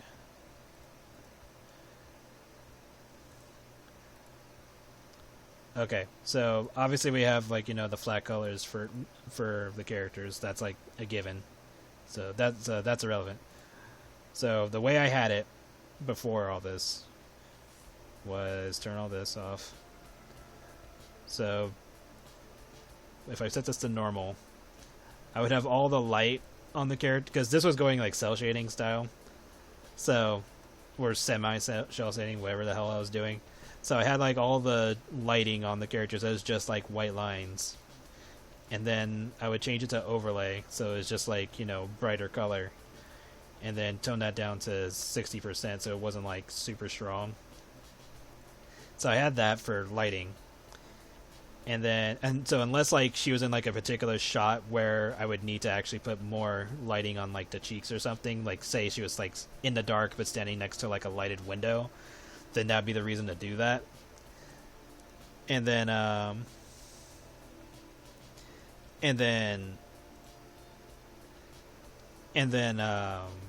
I would go into the shading part, and the shading part would just be this. So put on normal, 100%. So all the shading was just black, and then I would change it to overlay, and so that way we would get like the darker version of blue, or like whatever the next step would be to that. And then I would put this to about 70%, I think it was. It was either 70 or 60. One of the two. So that's how we got the shading for that. And then the last step for this, 30 linear. So it'd be normal, 100% again. So all I did was just use a solid pen for the shading parts of her. And then change it to linear burn, which probably in the long run doesn't do anything. And then put it to 30%, so that way we have these like lines over here. I'm not sure you can see my cursor, but so just in case, I'll just grab a red pen. So that's how we got like the shading over here and stuff like that. That is not right over here. That's how we got that. And then that was basically it.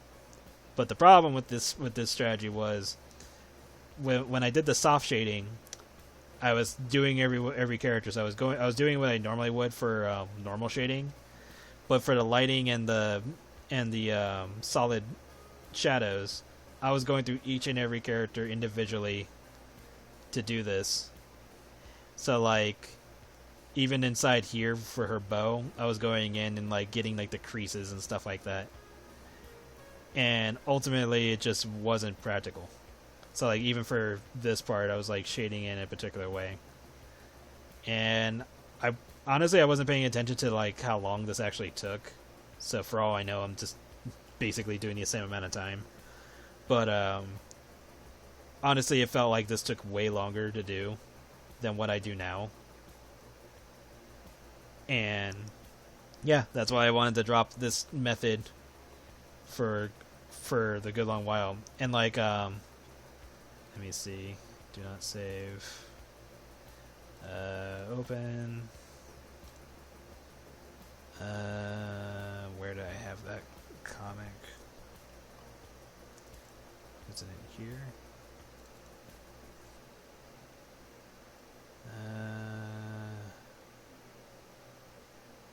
No, it's not. Or do I have it? Yeah. Do I have any that uses... Yeah. Oh no, that's shock treatment. What about the other one? Oh yeah, it is shock treatment. Okay, so...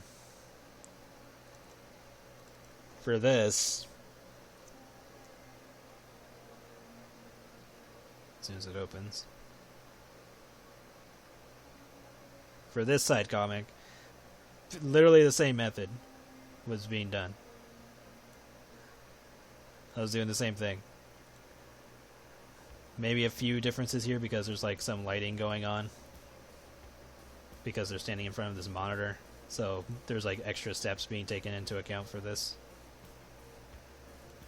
But for the most part, this was pretty much the same deal. What's this? Oh yeah. So this was her glasses. And that was nothing useful. Yeah, so they have this for lighting. This is for shading. But they have this blue, so what did I use that for? Was this the same thing as this? Okay, yeah, so this took the place of the black. So yeah, like I changed it up just a little bit, so I was like using blue for the shading this time around.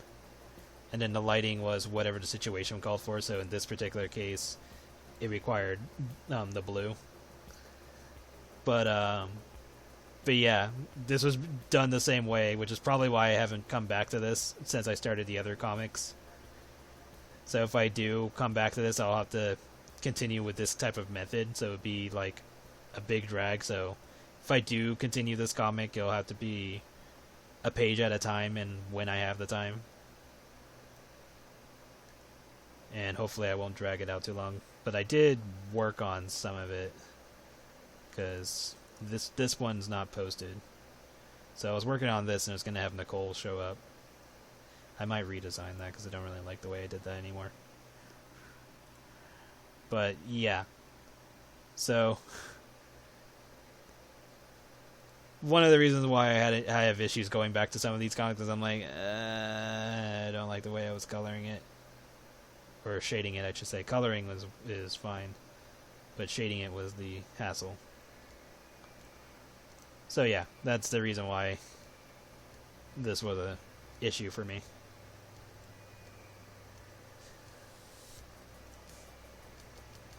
So go back to this.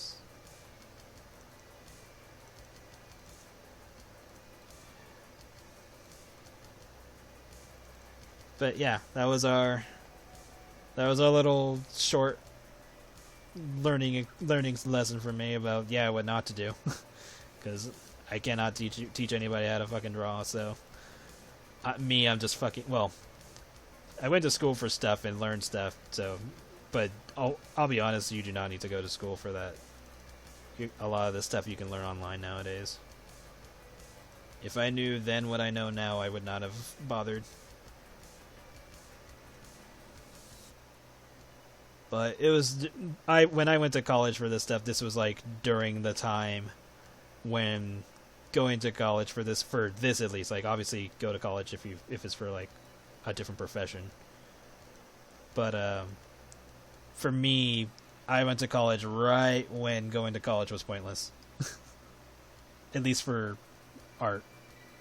Because like most companies don't care, and the only reason they would care is just to say that they hired a graduate or something.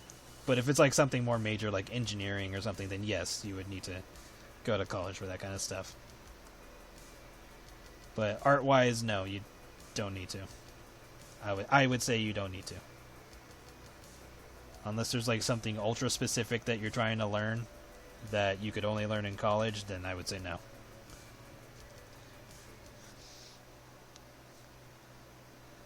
But yeah, glad you liked the insight. That was just me being dumb with my coloring methods.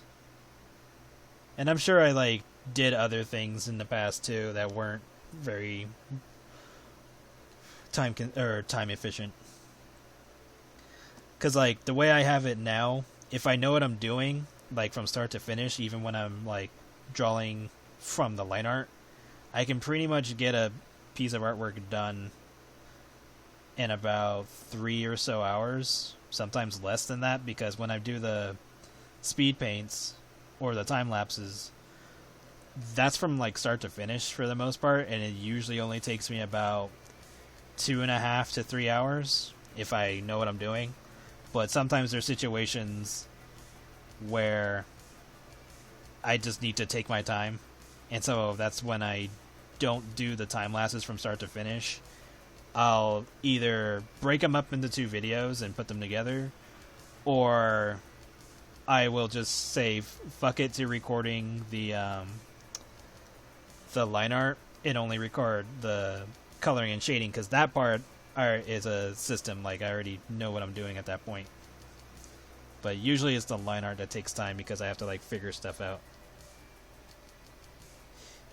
Yeah, networking is also a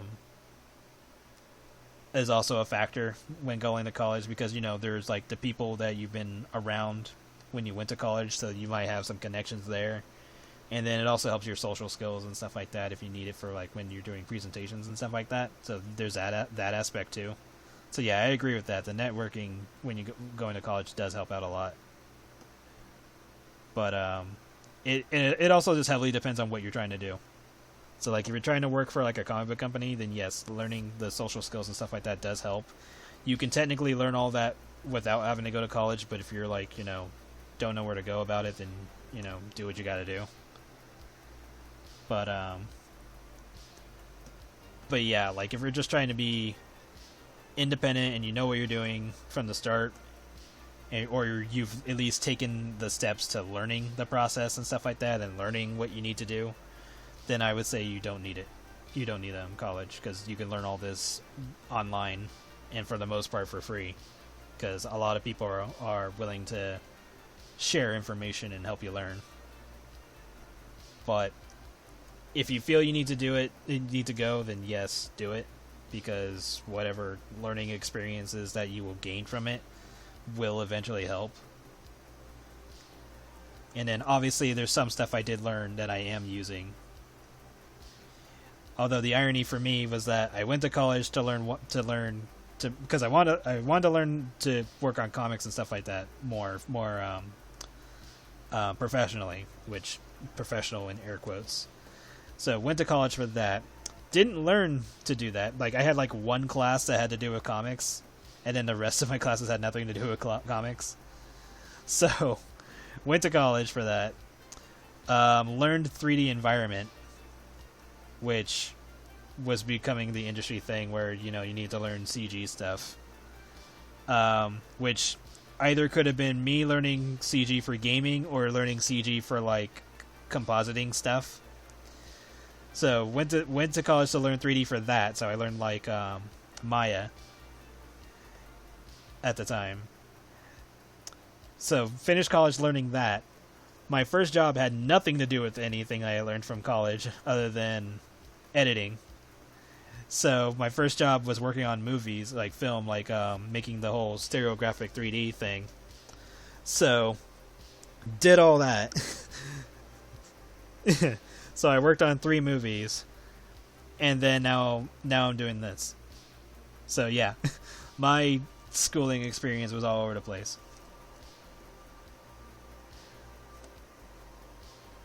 But at the same time, I'll say when I went to school, that was when a lot of things were coming in and a lot of things were being phased out. Because like that was when 3D was becoming a thing for like watching films in 3D with the 3D glasses and all that. That was when that was coming in. That was when more stuff was being used using CG and stuff like that. So I was in the middle ground of all that transitioning stuff happening. So my experience will vastly be different than you guys's or anybody who tries to go to college nowadays, which currently it's not even financially logical to do, but I don't know. It might change over time, who knows. But yeah. Let's see. You can't, or at least teach ambition. Yeah, you can't teach ambition and drive. Yeah, because a lot of the things that I've done, or still doing, was almost sheer will. Because, like, for example, me drawing without using construction lines, like, obviously I needed to fix things for, at least for, like, this picture, for example. Obviously there probably been other things I needed to fix for other pictures. But, like, me choosing to draw this way and pushing myself to make it work is obviously like will and drive. Me doing iHat in general was more of a will thing, because like again, iHat was going to be a different series in the first place. It was not going to even have Marci and Skylar as main characters. That was all just because I couldn't read another comic. I was like, hey, I couldn't read this, so I decided to make my own. And the same thing happened with World Gates. Like back then, I was not super fixated, but, well, I mean, I pretty much am. But, like, I was still a big fan of Sonic the Hedgehog. And at the time, the last comic I had read, because this was back in 2003, I believe. 3, 4, 5, 6, yeah. So 2003, I could not find Sonic the Hedgehog comics at the time. And the last comic I had read was issue 50. And by the time I did find the comic book store to read Sonic again, they were on issue 133. And that was a big gap of time. And because I thought that they were done making Sonic the Hedgehog comics, because the last one I read was 50, I just said, screw it, I'll make my own comic. No idea what the hell I wanted to really do, so I was just kind of throwing everything but the kitchen sink into a comic. And that's how we got World Gates. So World Gates has probably had like 4, 6 versions of it by now. Debating on if I'm going to do that again, since it's still in its early position. But I might just, try to tweak it or something. Like I think I'm willing to just go and tweak it. Like not restart it completely, but just like make adjustments to make it work better. But that's neither here or there. But yeah, like that started just because I couldn't read Sonic, or I thought I couldn't read Sonic anymore. And shortly after I started doing that, I think it was like a month or two after I started making World Gates, that I found out that Sonic was still going. And then I went from there. And then, yeah, so a lot of this stuff was either me doing something out of spite or me just doing it because I wanted to enjoy comics still. And you know, I like drawing, so wanted to just draw it myself. So there's that.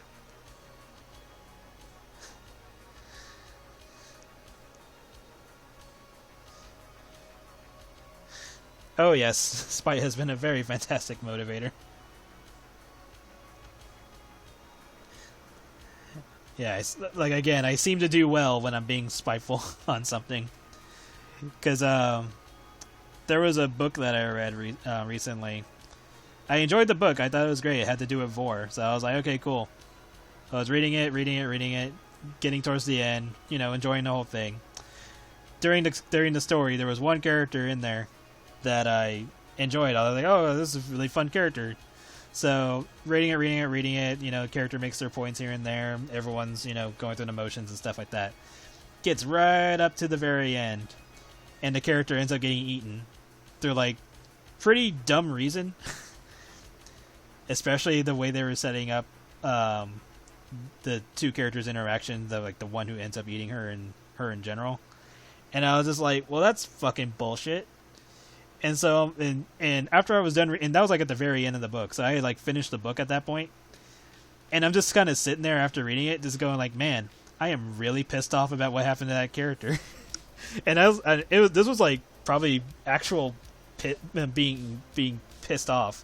Like I'm sitting there for like a good long time thinking about what happens to that character. And granted, like other characters have gone through the same shit.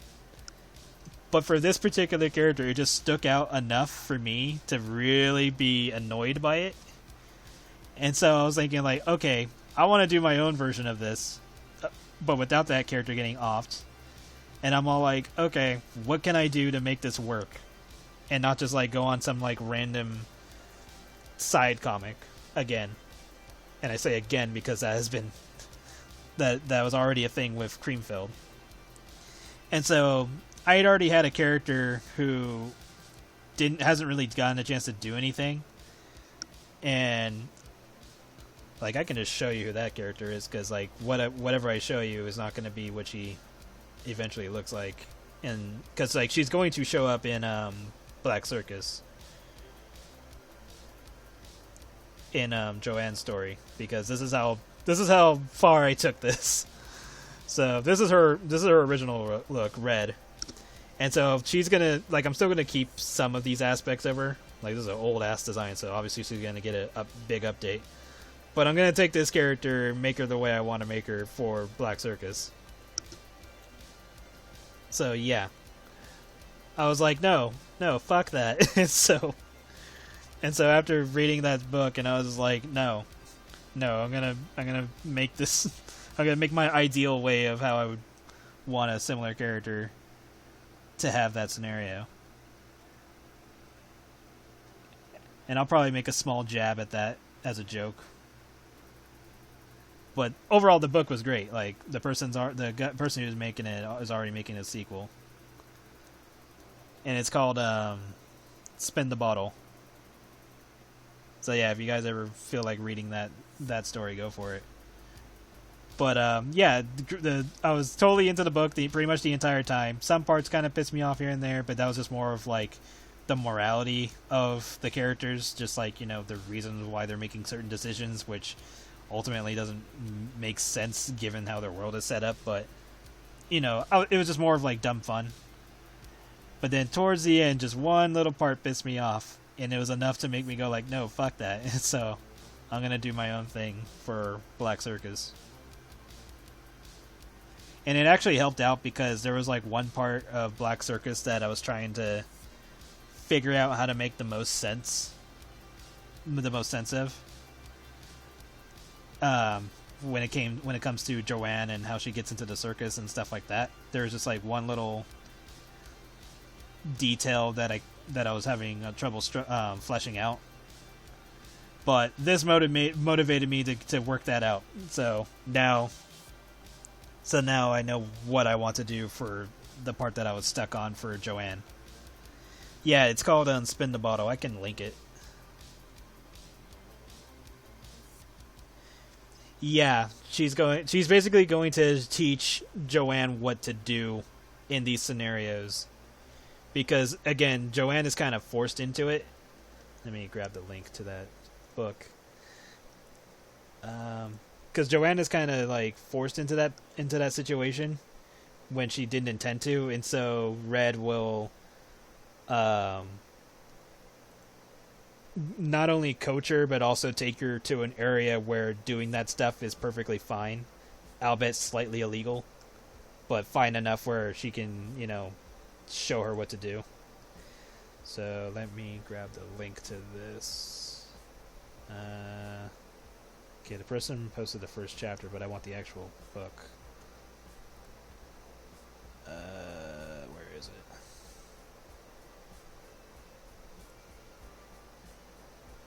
Ah, here we go.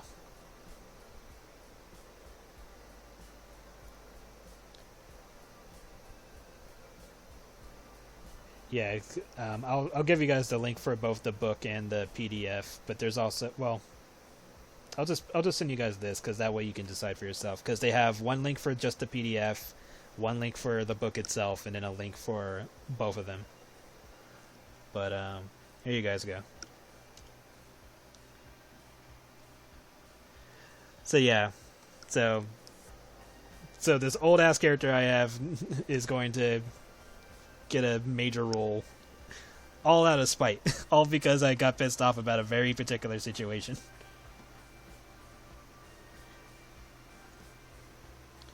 And obviously, I'm not gonna like straight up copy what the person did from their book and all that. I'm gonna make it the way I'm gonna work for Joanne's story and all that.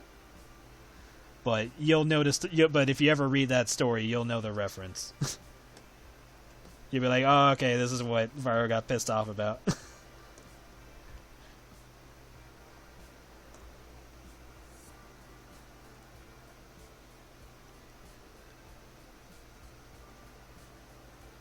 But yeah, it was a fun read, and the book is relatively short. I think it was only like 130 something pages or something like that.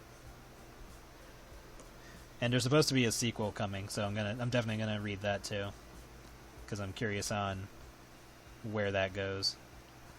I heard that the person is also gonna make a third book, so it's gonna be a trilogy.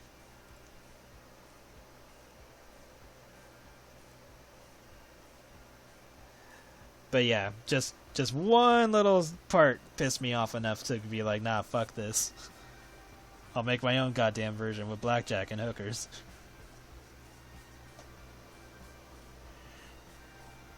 So yeah, that's what happens if you not even press my button, if you annoy me to a certain degree, where I'm just like, no, I'll do my own. Fuck you.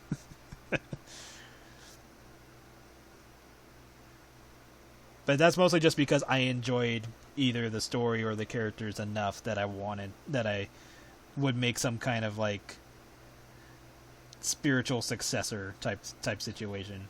So like in Hetty's case, I couldn't read Hetty anymore, so I made I Hat, or at least Marci and Skylar's I Hat. Couldn't read Sonic anymore, so that's why I made World Gates. And then this situation with that character, I was like, no. So I wanted to make my ideal version of that character or situation. Excuse me. So yeah. Anyway, that's my rant about how I'm motivated to do certain things.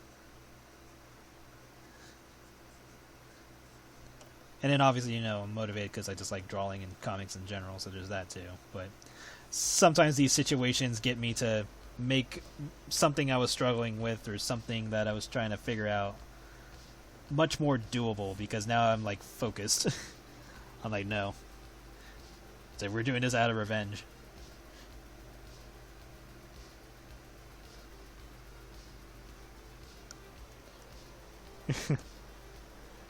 It's like it's a revenge that doesn't affect anybody but me.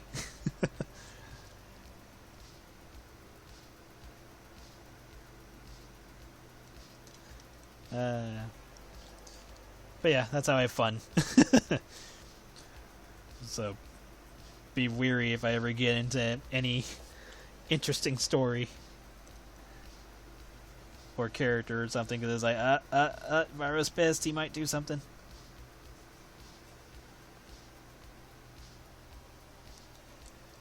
Yeah, I liked it. I'll probably talk about it more if you do end up reading it. Like, I don't want to spoil anything.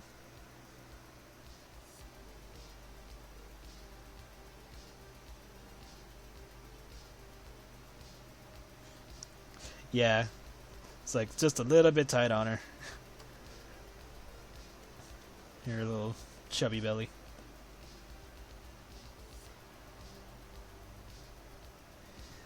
But yeah.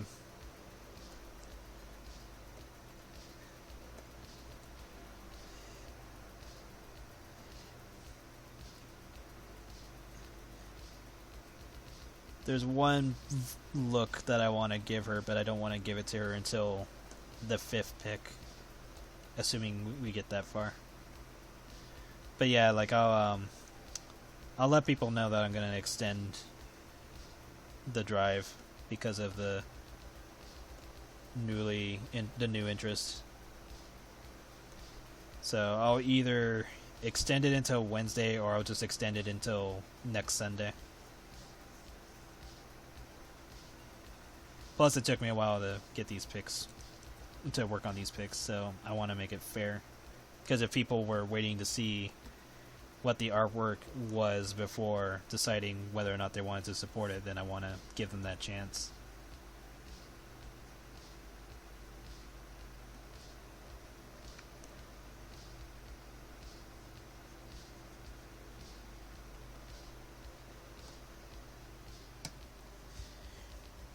Yeah, like I try to make it fair. Because it's one of those situations where it's like it doesn't like I mean I hate bringing up Faf all the time, but it's just that same situation where Faf had told me, hey, if people lose interest in Hetty, then I'll end the comic or stop it or whatever. And my thoughts to that were, well, of course people are going to lose interest because you're not even giving people the ability to read it, so of course that's going to happen, so it just doesn't make sense. So like in this case, it's like, then I'll stop the drive if people lose interest, and it's like, well, it wouldn't make sense to stop it if I'm in the middle of making the artwork,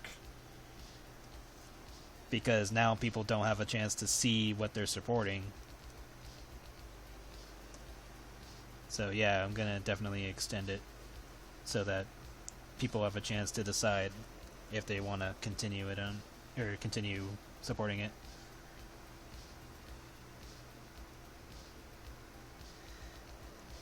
But yeah, I only bring up FAP because that's a clear example of a situation like this that I have knowledge of.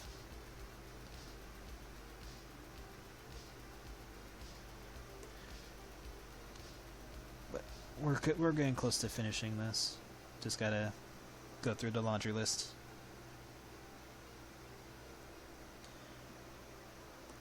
Shade up just a little bit more.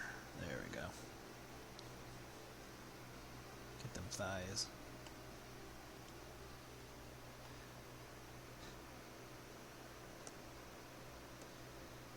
And hopefully he's working on Hetty still for those who are able to support it, because it would suck if he's had it on hiatus or something since then, because I know he's working on at least 2 other comics,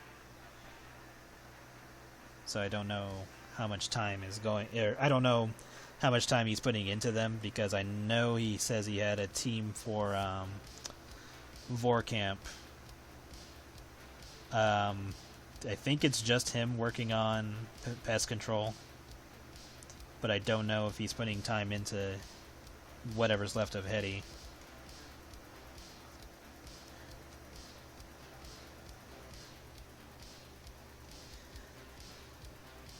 Shelved for pest control. Ah. Well, I know he said pest control is almost finished.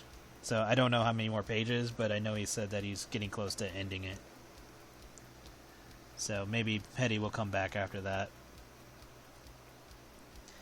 And then he did say that if he was finished with Hetty, he would do something to release it to the public. Likely to, you pay for it and you get it situation. But I don't know how long that will be before he decides to do something like that.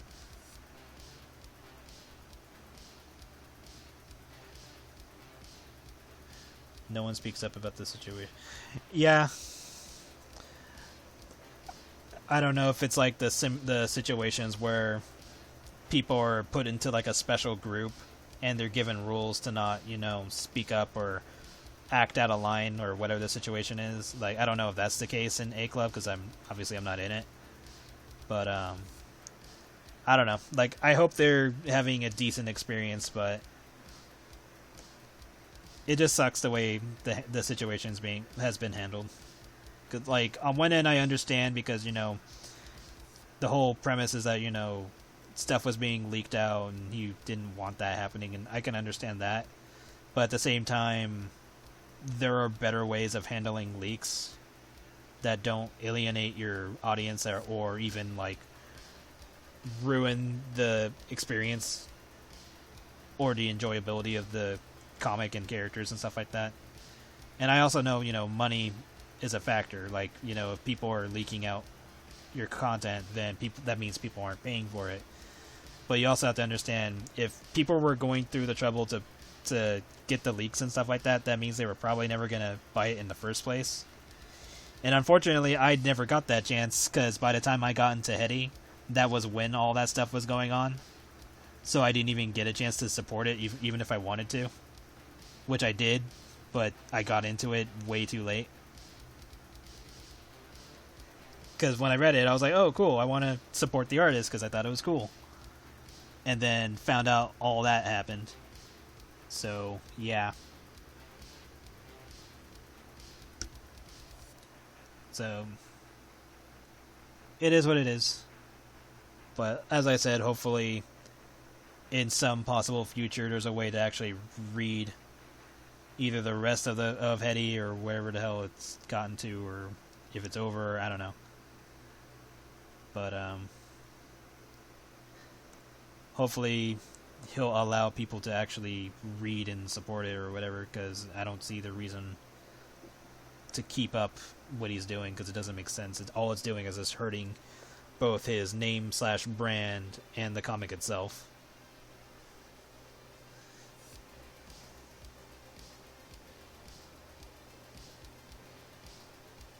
Paying for his stuff with crypto. That'd been weird. Like, I don't 100% discount crypto, but that can get dicey. If not done right. Like, if something were to happen, like, for example, I don't know, let's just say either Patreon or PayPal suddenly just like lost their goddamn minds and stuff like that, and the only way for me to make anything off of the comics was to do like more of a direct pay thing. So I don't know, let's just say, I don't know if this is actually a method, but let's just say for PayHip, when people buy my content, the money just goes straight to me minus whatever cut PayHip takes. If that was going to be the case, I would probably, I don't know, I'd probably turn the comics into like issues. So like, let's just say I was working on iHat chapter 1. Chapter 1 would be broken up into issues. So like, I would say the first 16 or so pages would be an issue.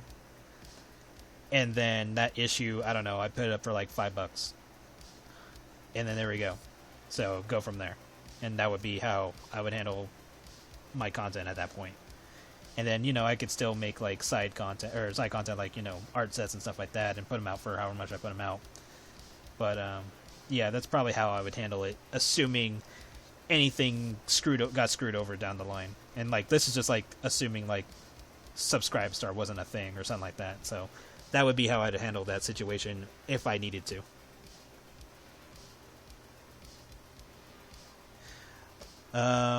Let me see. Distrustful of banks. I mean, a bank is a bank. You're gonna have to put some faith in it, whether you like it or not. Dissemination of creative work is a process. When a group of people watch a movie, most of people view only one copy. Yeah, you can't monetize everything. Somebody, like, even the people who are supporting Hetty or any of his work, if they wanted to share it with their friends, they can do that. And there's nothing he can do about it because he can't control who's looking at the screen or who they share it to, as long as those people, don't do something dumb with the content for him to figure out. Then there's nothing he can do. I don't think he'll ever sell any of his stuff because blah blah blah. Yeah, like the most I've seen him do was you pay to get to a certain spot in the comic that he's making, which was fine. Like, I was completely fine doing something like that. I was like, yeah, sure, if you can pay to catch up, then why not? Why wouldn't you do that? But I don't know. He's like, he did it once and then he hasn't done it again, which doesn't make sense because I'm pretty sure plenty of people would pay to catch up. But at the same time, I think he's just fearful of, if people pay to catch up, then that means they'll put up his content, and then that to him, that's like more people who aren't going to pay. So I mean, I don't know. I mean, like, there's nothing you can do about it. So all I can say is just learn from his situation and go about it the way you think you should.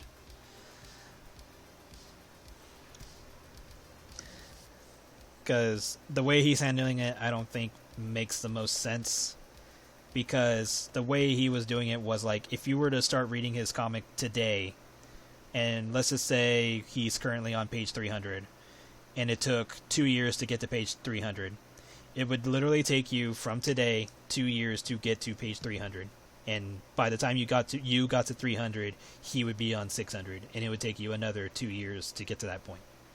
So he's charging you on time, not the amount of content he has. He's basing it on time.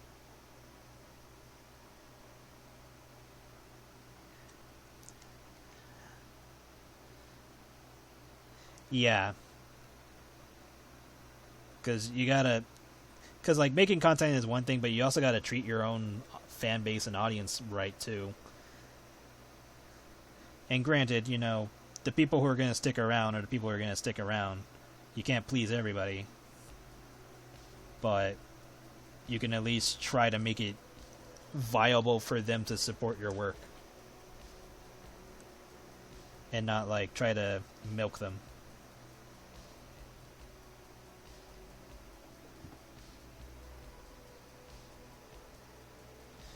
Yeah. Like, it makes no sense where it's like, oh, if you want to join, you can't anymore because of the situation. And then if you leave, you can't come back. So it kind of just makes it, if anything, it's just going to make, like, if, like, let's just assume, like, there were going to be people that would link his comic already in his group or whatever. All that's going to do is just make them more willing to leak his comic the second that the comic is done. Regardless if he was going to make more content after that, or like some bonus content or something, it's just going to make them want to leak his stuff.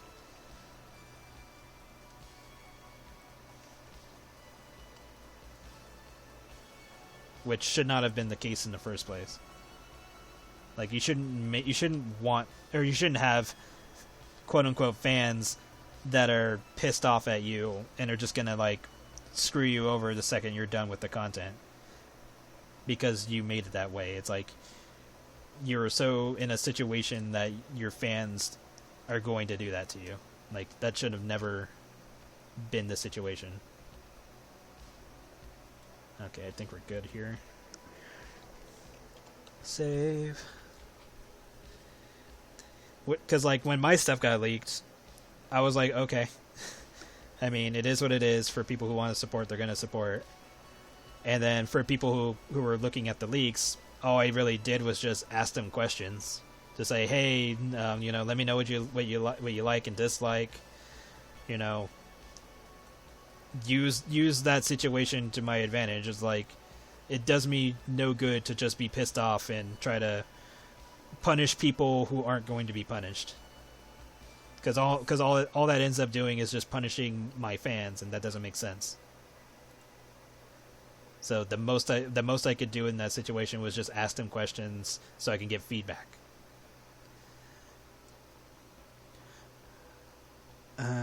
The only way he uses to serve this kind of sketchy website.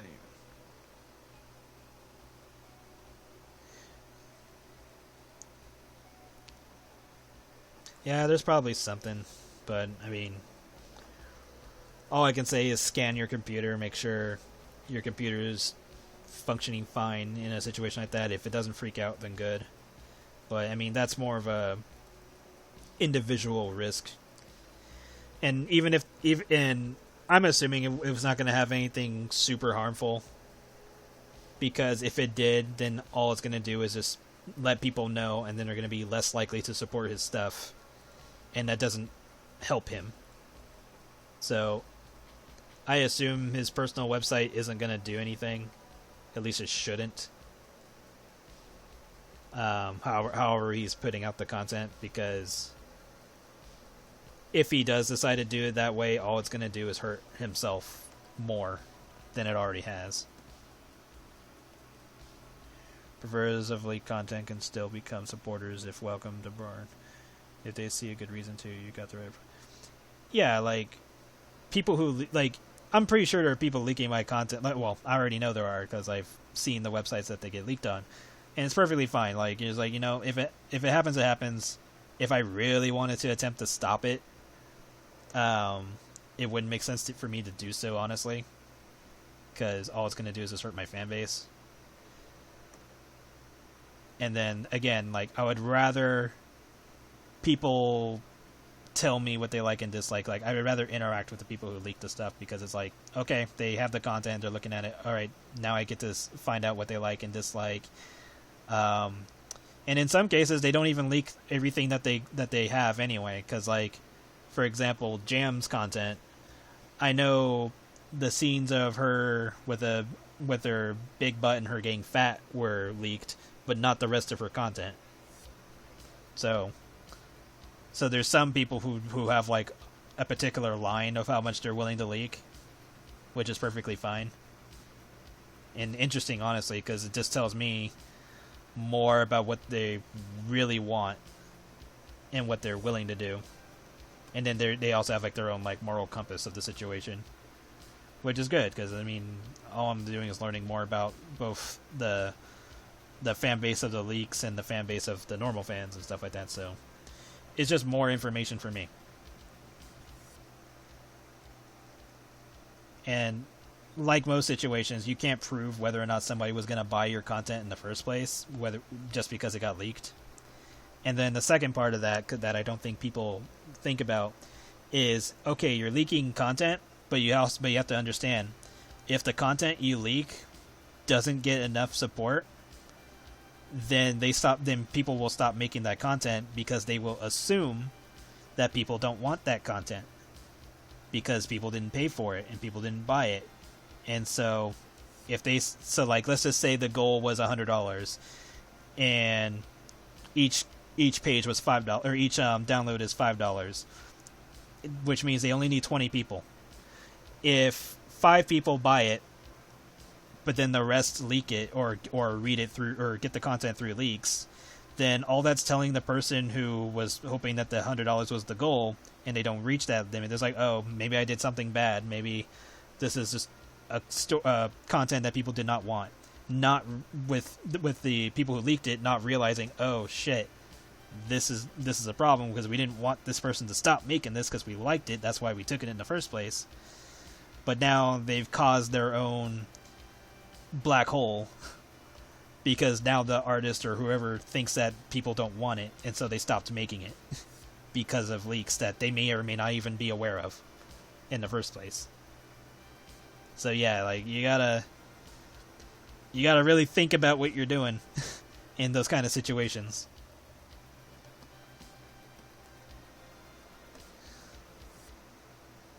Because it's a double-edged sword there.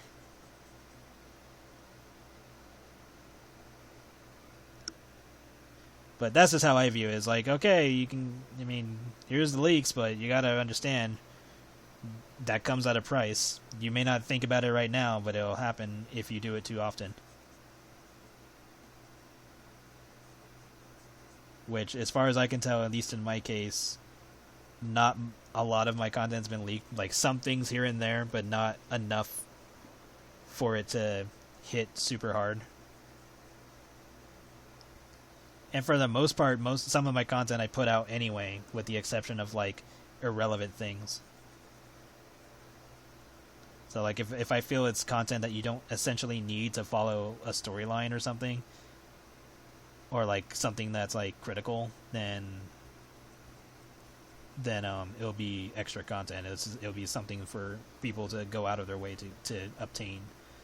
Whereas if it's something like, oh, here's I Have Volume 2, then that's critical information. So I'm trying to balance that out, but it's gonna be a balancing act. Trying to make sure that the content you should be having is out there, and the content that you don't need is the extra shit. Okay. Sorry, kind of rambled for a while on that one.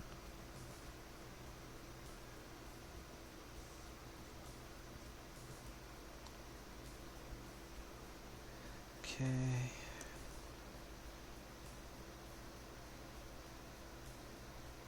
But yeah, just be wary of how leaks work, because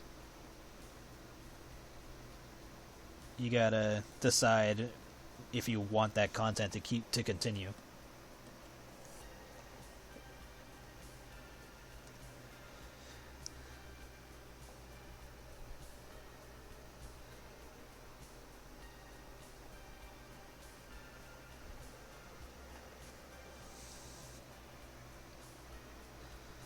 Okay.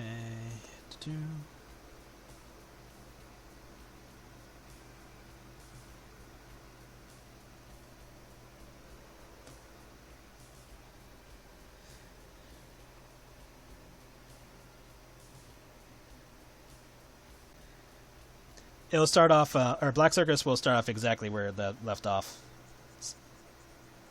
Same for I Have Volume 2. The only reason why I stopped them so short, because normally a normal chapter would be 75 plus pages. But the only reason why it stopped the way it stopped was just so I could change the art style and be consistent. Because I didn't want to like change the art style mid-comic and then proceed from there. So I decided to break up the chapters, so that way it would make sense. But yeah, it will start off exactly where it left off.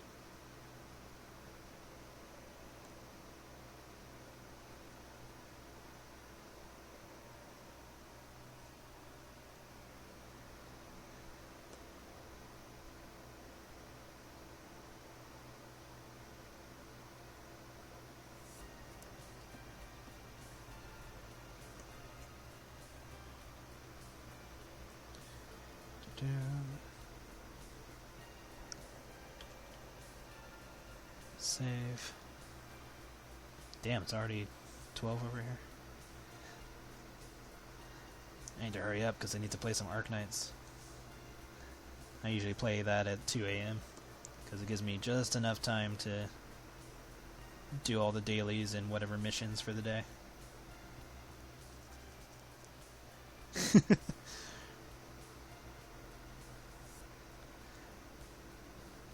Yeah, I used to play Arknights in the morning, and then I stopped. And now I play it at night.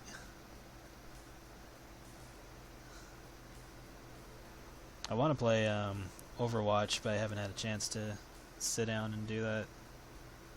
I've been more occupied with drawing, which is more important anyway. But I would like to make time for some Overwatch. See what's up with the new stuff. Or just play Shadow Knights or Yu-Gi-Oh! Or whatever. I don't know. I'll probably just find some arbitrary time. Like, I don't know, maybe before I work on anything major in the morning, I'll just play like a game for like an hour. Whether it be Arc Knights or something else.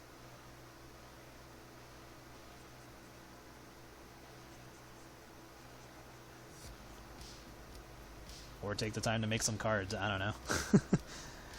I do need to make some more cards, because I want the cream-filled ones to be the next ones.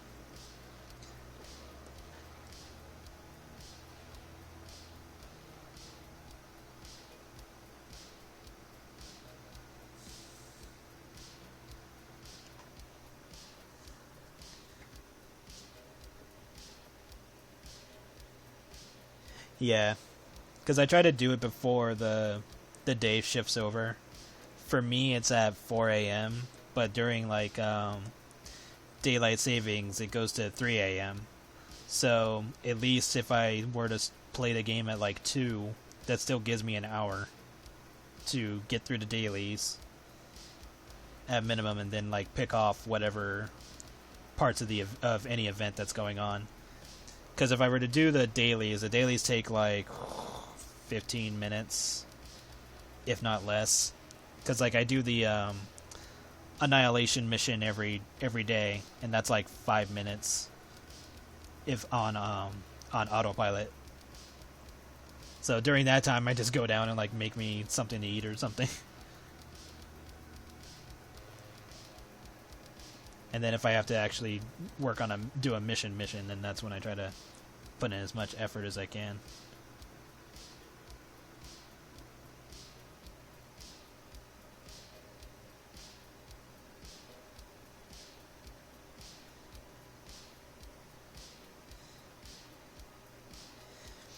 Yeah, just a matter of planning it out. And I've been trying to level up characters' skills too lately, and trying to do the extra chip or whatever it's called, the modules or modification thing. So I've been trying to do that for 2 of the characters, because I haven't done that for. I think I might have done it for 1 character, but I haven't done it for the most part. So I've been trying to work on those. Because it's like just a slight enough boost to the character where it's like, yeah, this is worth it. Like, I'm bad with names, but right now I'm trying to do the one with the girl who likes to get drunk and summons dragons. So I'm trying to do hers, because hers reduces the time for the dragons to be the amount of. Yeah, I think it's the time for the dragons that she summons. So that would be a good buff to unlock for her. So I'm trying to do that. There we go. Let's. There we go.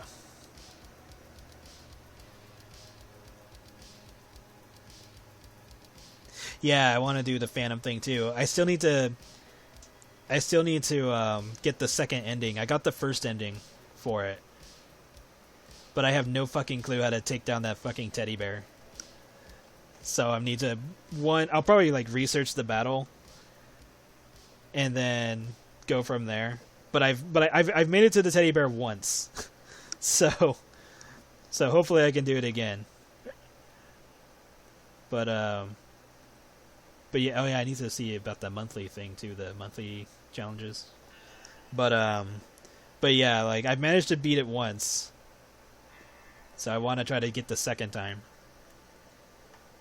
But I like that they made the Phantom Solitaire content, because it was basically the what's her name, the Kobe content, but they just changed it up so it's its own thing. But yeah, I'm glad that they did that that addition, because that was really fun. And plus, it forces you to try to use characters that you don't normally use. Although there are situations where once you're able to like get access to higher level characters, you kind of fall into the usual suspects just because you know how they work. But I try to like use more characters that I don't normally use.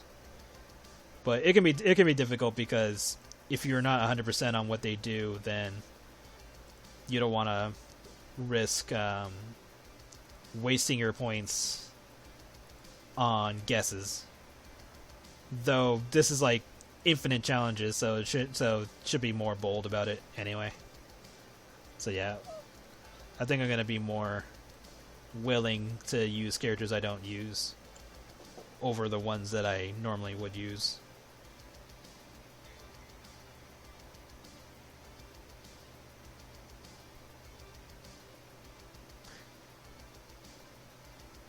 Yeah, there's like certain ways you can do it from what I understand, but it's like very difficult. Don't use the squad that only starts with 1 life point. Yeah. Yeah, it's difficult because a lot of it is RNG. Like, I remember seeing a video that somebody got just nothing but increases to attack speed, and they also had what's her name? Is it I forget her name. The angel with the machine gun. But they ended up having like a bunch of fast shooter characters, and there's like nothing the enemy could do because they were attacking so fucking fast that it was basically just a non-stop machine gun. With the exceptions of like, enemies that are weak against magic. So aside from having to deal with them, but still, like, even then it was like the attack speed was so fucking ridiculous for all the characters that it just melted everybody. Yeah, hyper attack speed. I was just like, what? And then I saw them fight the teddy bear with all that, and the teddy bear was like dead in seconds. And I was just like, Jesus.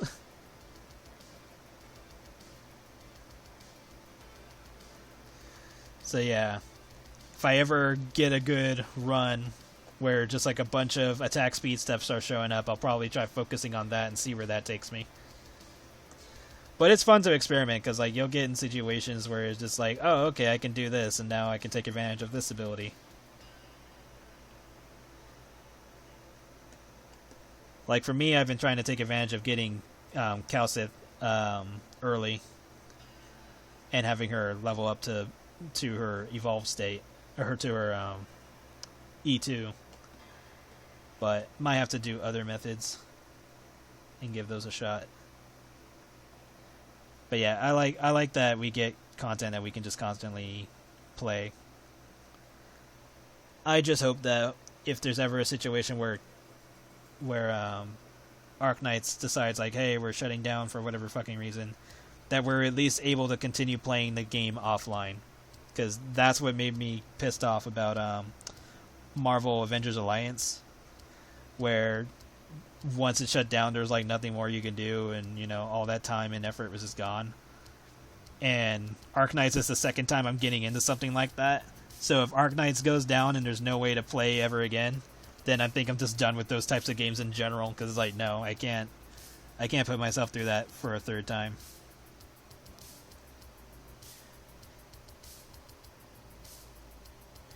Yeah. I need to try to figure out a day where I can just play games. Maybe on like a Friday or something. Or just rotate between like drawing and gaming. But yeah, I do have BlueStacks. So yeah, maybe I'll just maybe every once in a while I'll have like a game day and I'll do it on Twitch. Yeah, I know. I need to rest more. I don't really take breaks. Even when I say I'm taking a break, I'm not really. It's like, oh, I'm going to take 2 weeks off. And everyone's like, okay, get some rest. I'm like, yeah, rest. And I'm still drawing something. Like, I don't think I've actually ever taken a break aside from having to visit family. And even then, I get iffy about going to visit family because it's like, I want to work on something. And that's just me in general, because like I always feel like if I'm away from drawing for too long, then I feel like I'm wasting time. Because it could be time that I could be using to work on my stuff. Because, you know, I'm trying to crank out all my stories that I want to tell, and I only have so much time in the universe unless I discover immortality, which would be really awesome if that happened. But yeah. I'm just in that odd headspace where I just want to do everything. Well, there's drawing for work and drawing for pleasure, and it's the lack of pleasure behind it that makes it restful. Yeah. Because I'm always having a good time drawing and all that, so I never feel like I actually need to take a break. Which probably isn't good for me, because I'm probably just exhausting myself too much. But I do try to take breaks and rest and, you know, not do something when I don't need to. So probably during Halloween will be my rest time, because I'll be off cosplaying or dressing up again. So that'll be fun. Hopefully one of my costumes hurries the hell up so I can finally wear it, because it's a mask that I commissioned.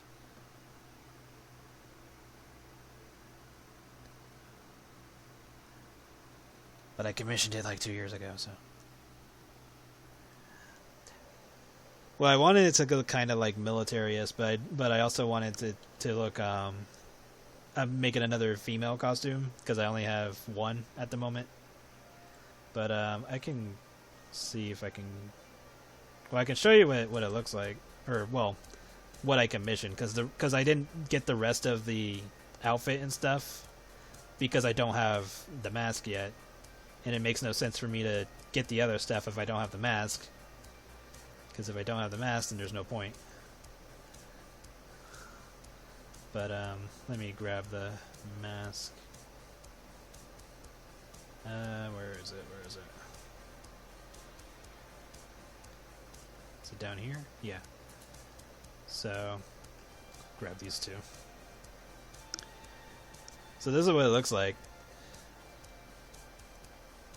So it's being worked, like, this is what it looks like right now. Like, it's being worked on, and as far as I can tell, it's pretty much close to being done.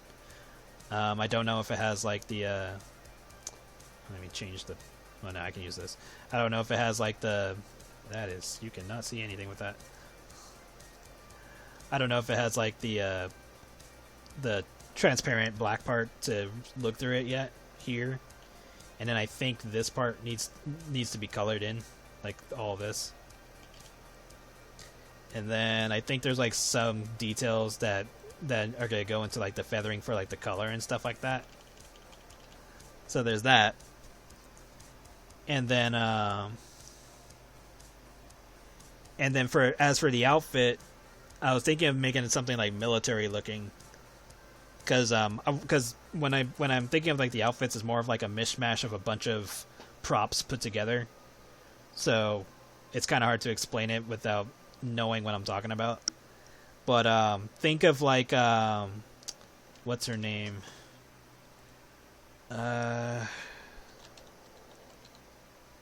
What's her name? Think of like 02's outfit from Darling in the Franxx, but like more military-ish and probably wearing like a commander hat and stuff like that. And I was thinking of like having like a sword. Oh yeah, I let the person I commissioned know that I just wanted to know the more progress and stuff like that, because these pictures are from like not September, August. So I left him alone for like a month, and so I asked him a couple of days ago if there was any more progress. So I'm just getting a little antsy because it looks like it's close to being done now. So, because I mean, it's taken 2 years, and I understand that, you know, there was like a list of people before me too, so I understand that. But at the same time, I also know how long these masks take, but I'm trying not to be an asshole about it. But it looks like it's close to being done. So now I'm just starting to get a little bit antsy because I'm like, it's almost done. I want it. So hopefully it doesn't take much more than it needs to. But I have like a backup costume in case that one doesn't show up for Halloween. And honestly, it's not like I have to wait until Halloween to wear it. It's like I can wear it whenever the hell I want. I just want to wear it for the experience of wearing it for Halloween, because that way, just going around with everybody else dressed up and stuff like that. But whenever it comes is whenever it comes. But now that I know it's super close to being done, I'm just getting a little more antsy about it. And for all I know, the person could have finished it super quickly, and were just taking their time because they could. Especially since I wasn't like super on their ass about it. But hopefully they'll be closer to being done.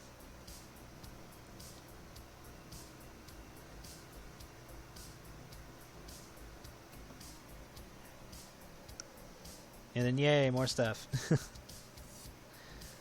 But if that one doesn't show up, I have like a backup one, which is like one I kind of wanted to look like a witch doctor.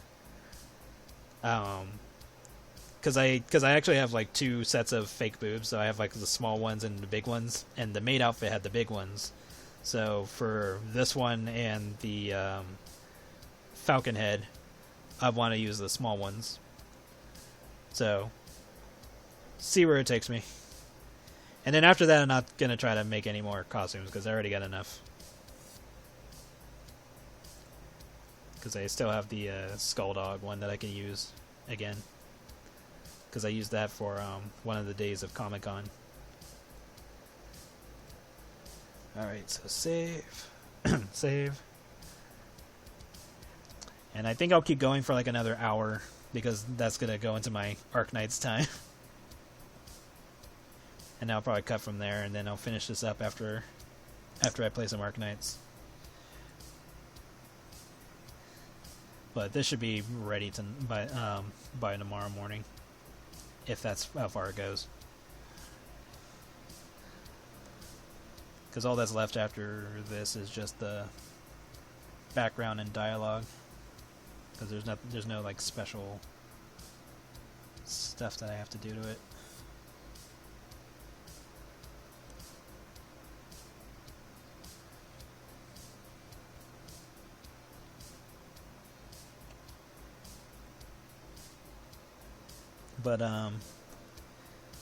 But yeah, I'm just looking forward to Halloween. It's my favorite holiday. Well, it's a holiday that apparently people don't get to have a freaking day off for, which they should. Like, man, just make Halloween a day that you can have off. Let people enjoy Halloween. Halloween's like the one day you get to let loose. I mean, you can let loose on any day, honestly, but you know what I mean. It's a fun dress-up day.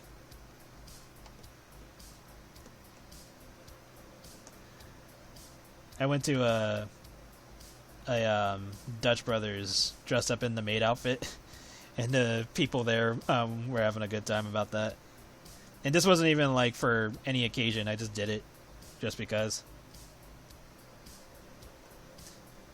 And some of them took pictures, so that was fun. I haven't been to Dutch Brothers in a while. I should go again and get something tasty.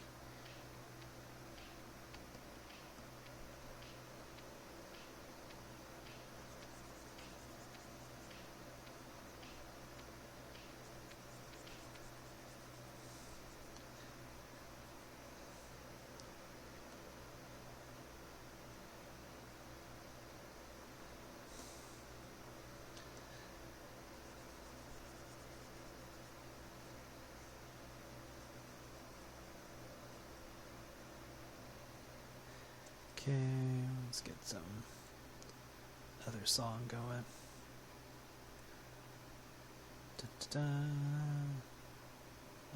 We'll play this one. Might have played this one already, but whatever. And we'll click on this one then, just in case.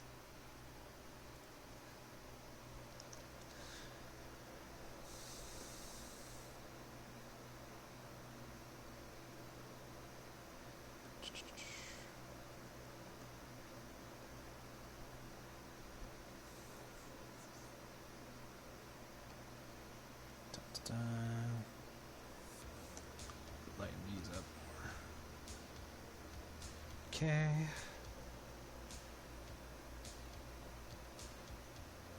Yeah, I forgot her hand on this side.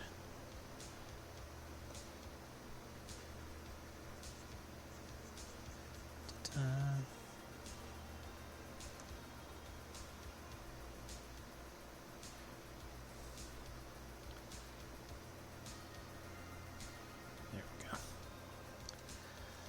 Okay.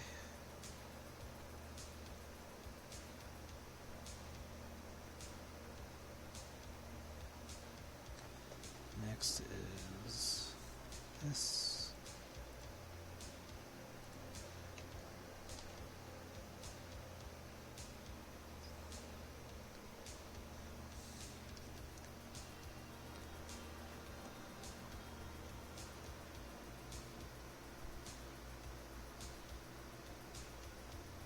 I'll have to experiment more with how I do this part. Sometimes it looks good, and other times I'm like, eh. So I'll have to fiddle around with this more.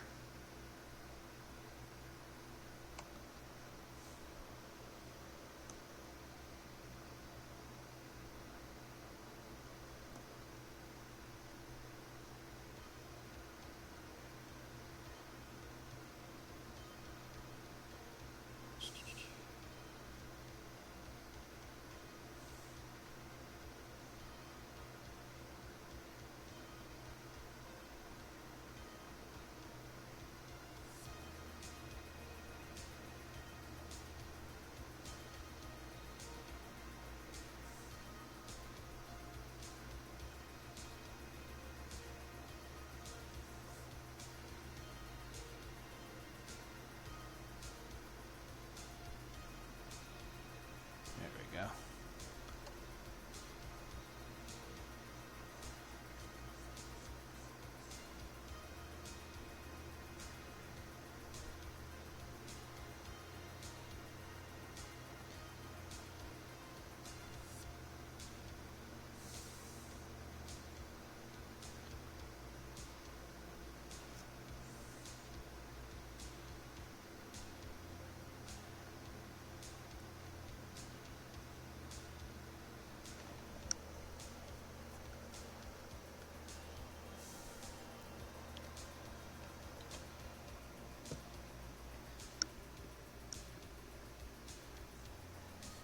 Oh, no problem.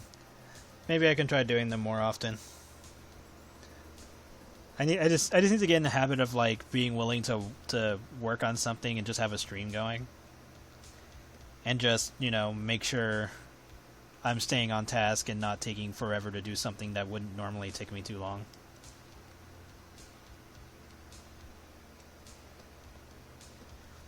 And then it'd also probably be a matter of because like if I do try to stream on Twitch more, I would well, I don't even know if I want to stream on Twitch. I can just record myself here and just post it on YouTube or whatever. It doesn't really matter, because it's not about the Twitch stuff. It's just chilling with friends and stuff. But it's just trying to make it efficient. I guess that's what's the part that's in the back of my head, is like, okay, if I'm gonna stream playing a game, should I be doing it on a different thing? And I know that Picardo has an option where you can you can switch it to game mode. So there's that. So I don't know.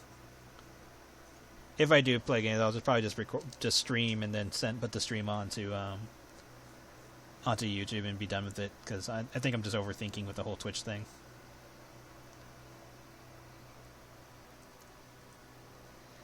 But yeah, as for just like streaming in general, I think I just need to make it a habit of like streaming more often and just making sure I'm staying on task, so that way it's both fun and still productive. Okay, so I think we are good on these.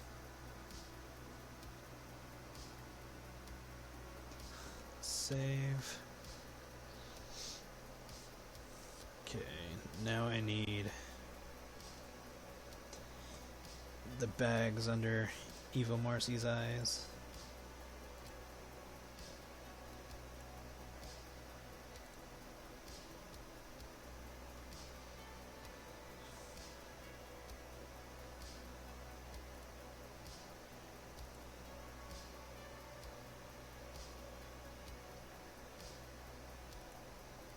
Oh, I was like, what the hell did I turn off? Here we go. Normal. This is gonna be a bitch to try to get the color. There we go. Let's bump that up to there. You know what? I should just make that a color. I don't know why I'm trying to play guesswork here. You put this over here. And bam, now this will be the color I use for baggy eyes or whatever.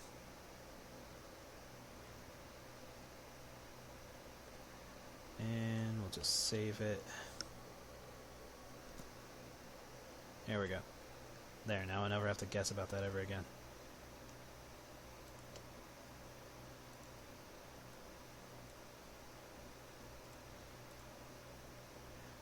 Ta-da.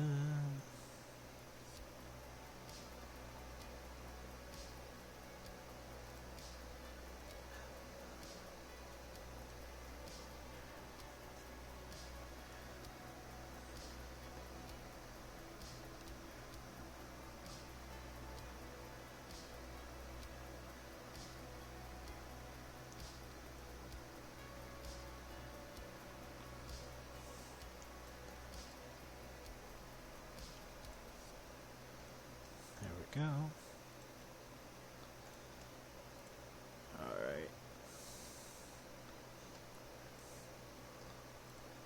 Next.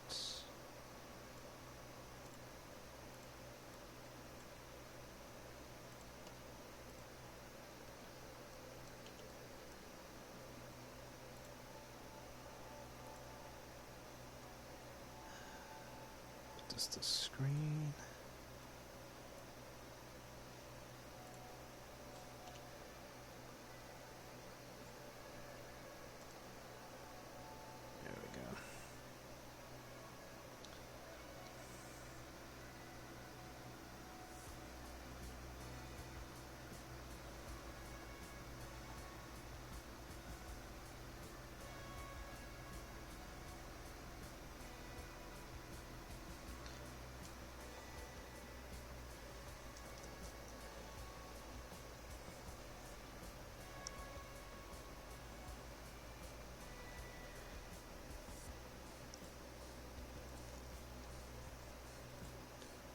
Overlay.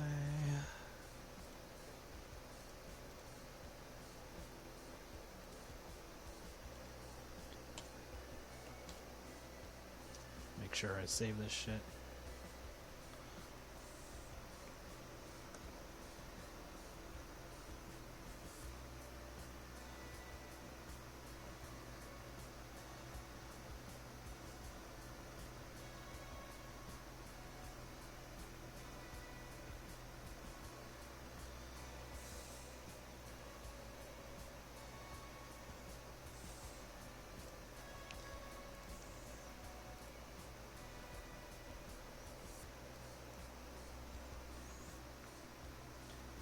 Next.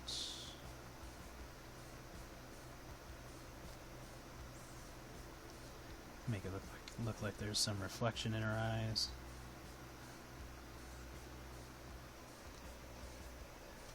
Okay. Now we just need her eye color for this.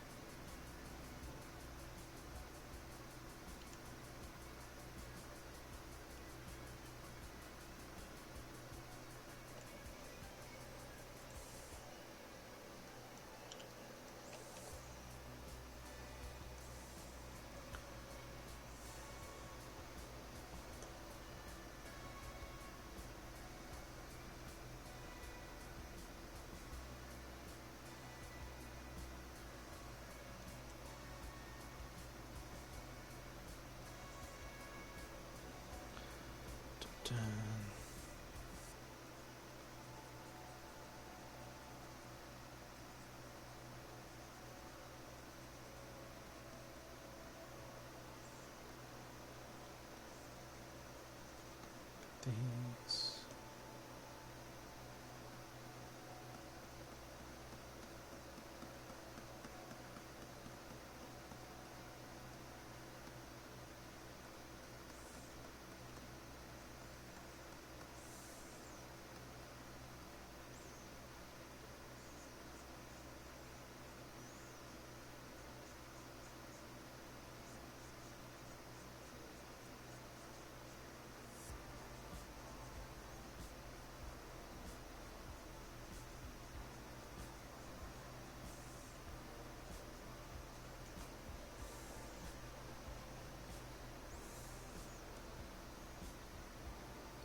A little bit of color here.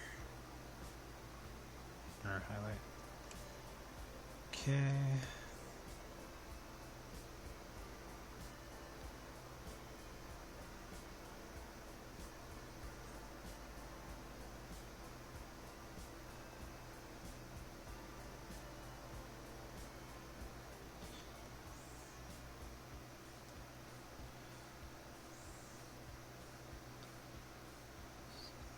Minor details.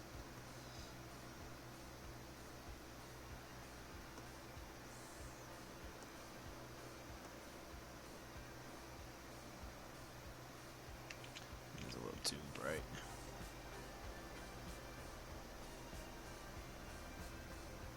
There we go.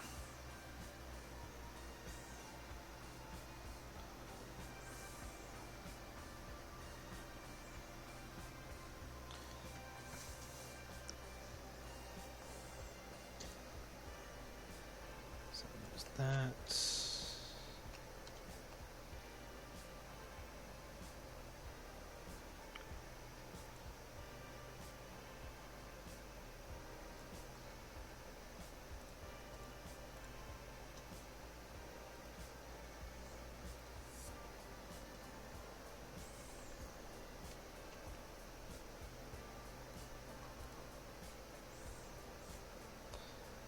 Okay, so all that's left is the background, lighting, and text.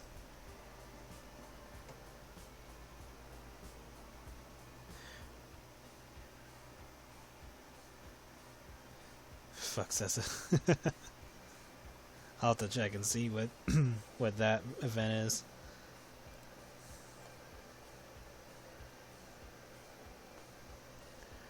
Okay. Background for this is going to be relatively simple.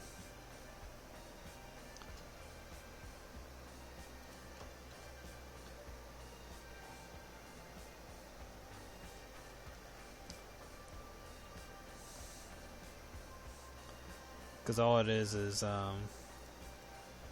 Marci eavesdropping on the boys in the locker room. And this is when she finds out something.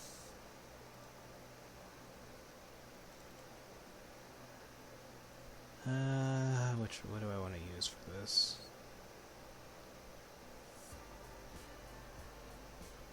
Yeah, I can use this. Copy.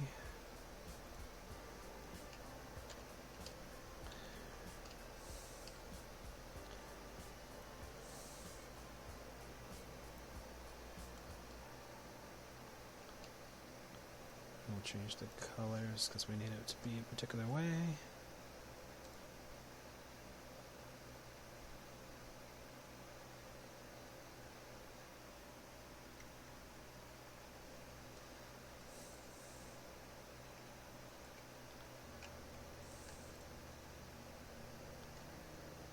Let's make you green, or like a bluish green.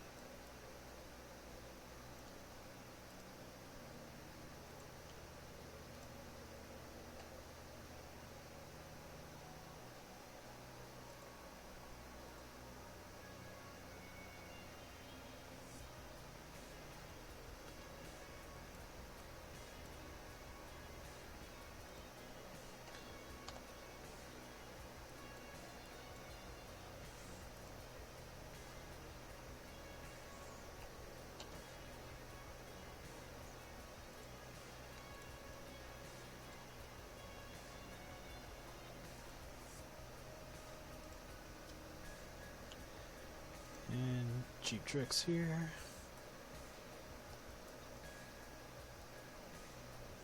Make it look like there's some shadow over here.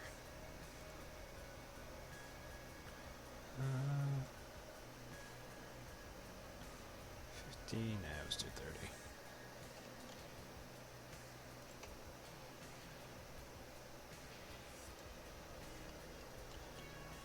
And all we have to do, oops, wrong button.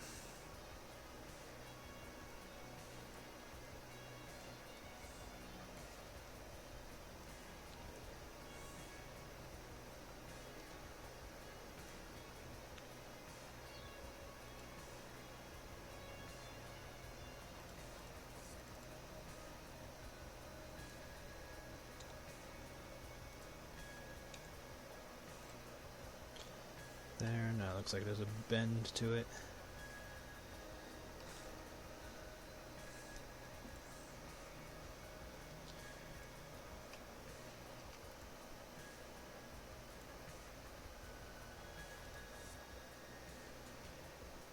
Let's blur this. See how 20 looks.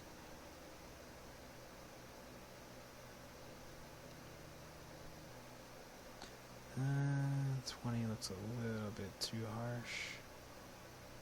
Let's try 10.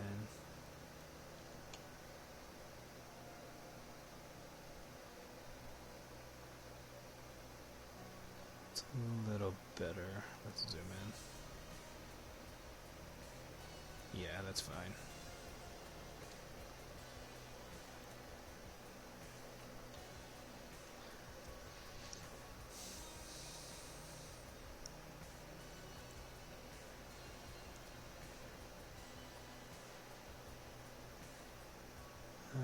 Done.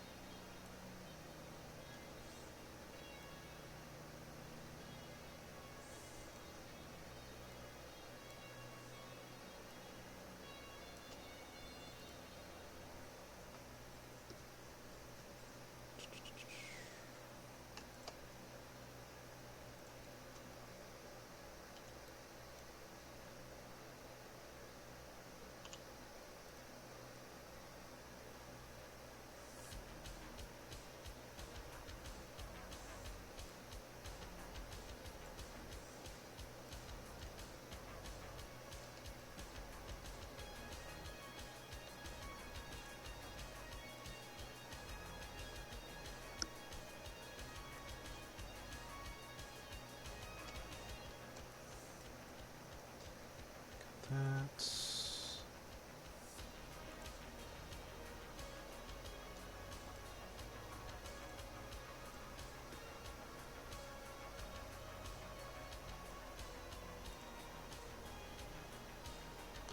I need to fix my scroll reel. It's acting up. Try to mess with that later.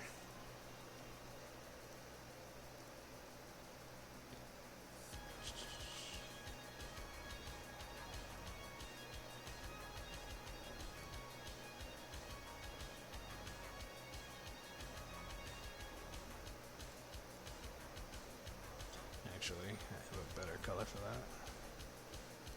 Aha.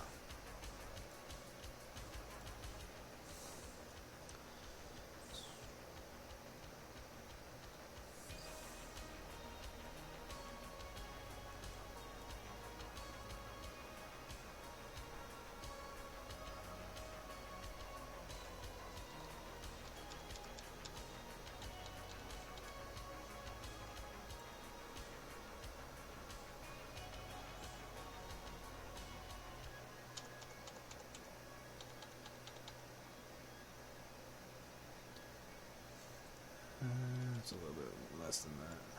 There we go. Invert. Black.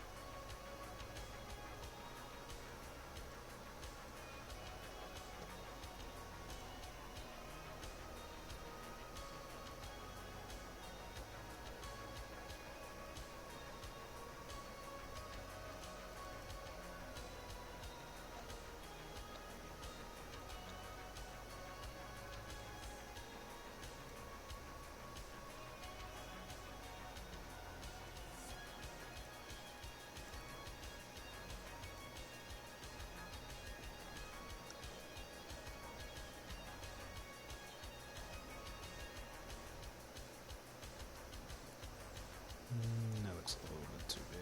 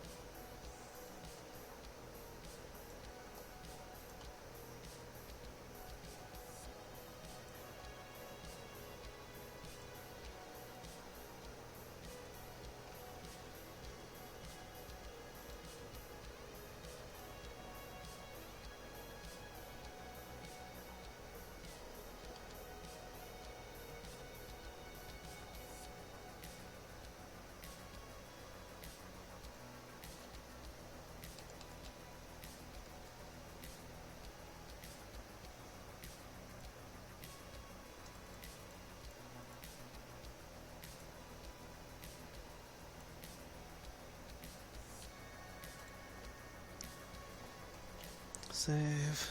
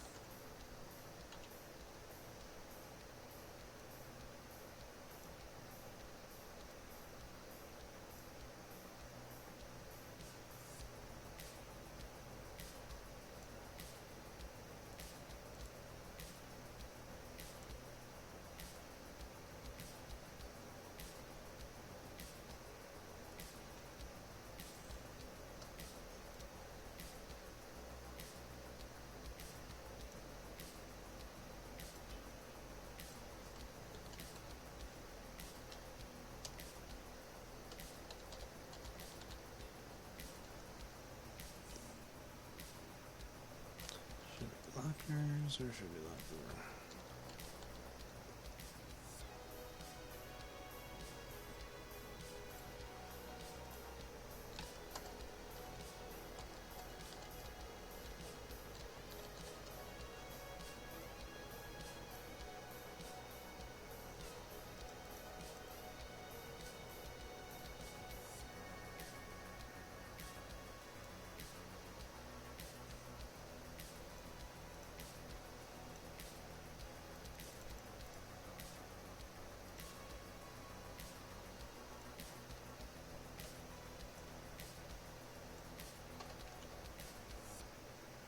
should be fine. And I'll just make it look like it's faded.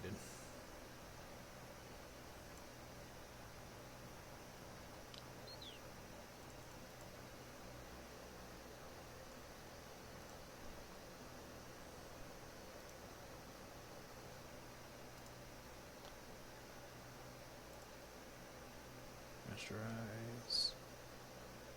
And we'll make it look like it's been here for a while.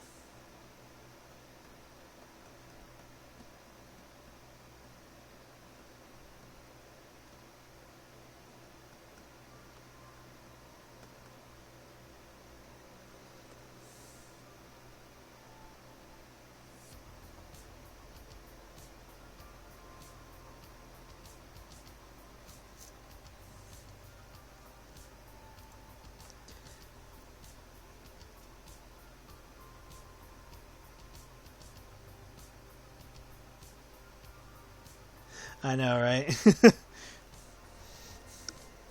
Just like certain terms that it's like, does this apply to these characters? Because they're like of various different species and stuff. So it's like, how does this work?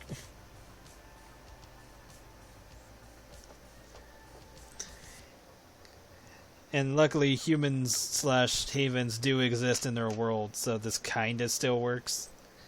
Because it's still like implied that there's some like a bit of human in some of the bestials and stuff like that, but it is kind of awkward to kind of have to think about it in that fashion. Because like we're women's like the term men in the term is a little confusing for all the animal people, especially when you think about the ferricane as well. Because it's like, how does that work? But I think it's just more of like, okay, we all just kind of agree that this is how this works.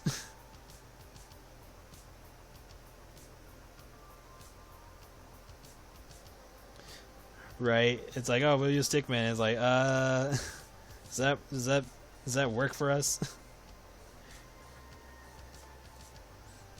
I think it's pretty much just universally agreed that it's like, if it's referring to you being male, then that's what it works. And it's like, the rest of that is kind of irrelevant after that point.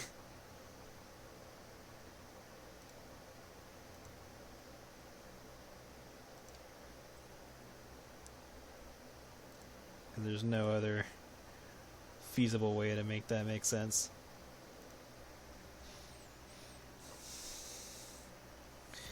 It's kind of like going to a clothing store for a ferricane, and it's like, it's like for the most part they don't require clothing, but, well, one, because they mostly live in nudity allowed areas. But on the other hand, it's like, okay, if they were in other areas that require clothes, they would have to go to special stores that are tailored for them. So that way that would make more sense for them. So yeah, just more opportunities for that. But then you, of course, have the ferricane that, you know, struggle. Because some of them have particular body types that just aren't usable or as useful in certain jobs. For example, like, oh, chicken ferricane. So they kind of resort to just being like, well, I lay eggs for a living.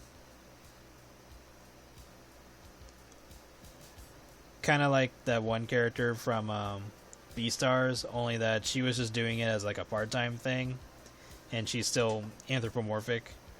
Whereas for a ferricane chicken, they don't have that kind of decision making. Or they do, but it's like, you know, you kind of pick your poison. Although in Beastars it kind of got weird when they introduced like the sea creatures and how that worked. Because it's like, wait, so they're not anthropomorphic? But whatever. I mean, they had like frozen dinosaurs and stuff like that, so it's like, whatever. Or at least I think it was a frozen dinosaur. I think it was just a tooth or something. Okay, so that's pretty much done. I was going to put like a strip of color down there, but I don't even think that's necessary.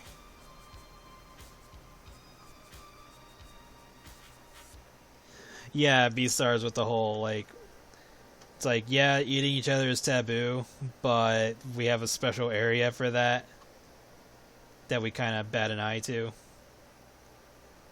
At least until the later chapters. I mean, I don't think they solved the problem, really, but they were just kind of, like, more open about it.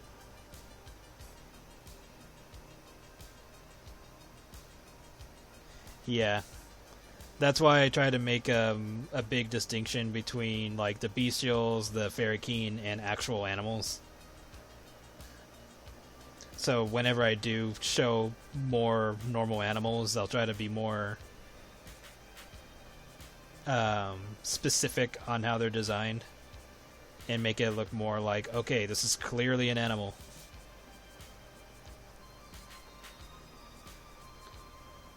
There we go. I was like, where's the option I'm looking for? So yeah, when I get to that point, I'll make it very clear on the differences between ferrokeen and real animals. Lab-grown meat. That's kind of a situation in the series. You'll find out about that in Black Circus. Okay, so did all that. Need some lighting.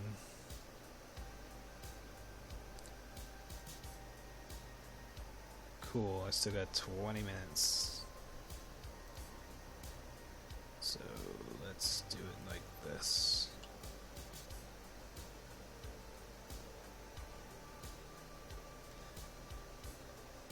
Actually, I can find out how I had it in.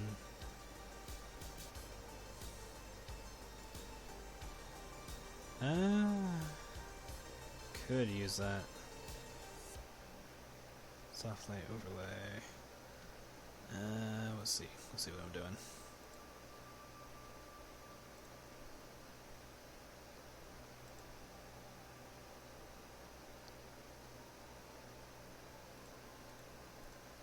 Actually, this is fine. Let me tone it down just a little bit more. Yeah, that's better. Okay, yeah, that works. That didn't take long. Alright, dialogue. Let's save.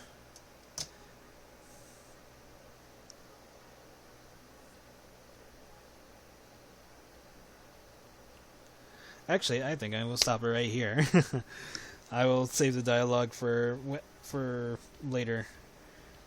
But yeah, I'm gonna do the dialogue, which is only gonna be like a few phrases here and there, and then you'll see what Marci's going to do. It makes sense that this is a society where it attempts to find a humane alternative to animal slaughter, and yeah, ferrokeen just don't want to, because the only difference with ferrokeen is that they're just bestials that have a more physical resemblance to animals, not by choice, but because they just, that was how they were born. And at the same time, they don't want to be confused with normal animals, because normal animals can't make the same type of decision making that they can make, and they're way more intelligent and stuff like that. And in some cases, they're bigger than the animal that they're based on, and sometimes they're the exact same size, so it makes it more confusing. But there is a distinction between the two, and that's why they try to have their rights and their movements and stuff like that, and try not and deal with the racism. So yeah, exactly. It's like there's a solution, but it's not like the solution of solutions to make everything all better. So they kind of just have to suck it up and take what they can get.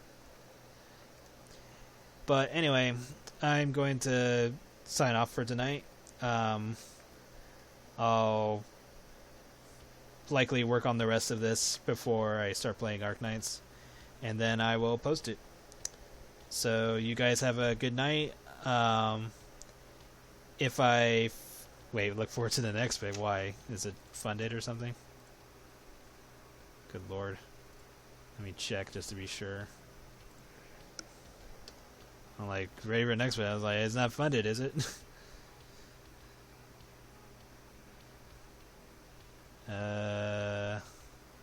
Shit. something got sold. Let me find out. Oh, okay, cool. Okay, it wasn't for that. For a brief moment, I thought it was. Okay, so yeah, hopefully it'll get funded.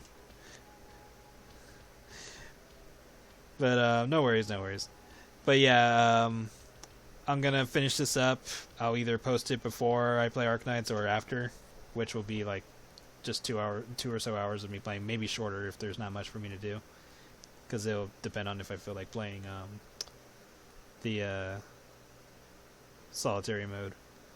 But yeah, thank you everybody again for coming. I don't know when I'll do another late night. It'll probably be random, or if I do to figure out a time, I'll let you guys know. But yeah, I'll try to either do something like this more often, because, you know, as long as I get stuff done, then it doesn't really matter. But yeah, thank you again, and I will see you guys next time. Bye-bye.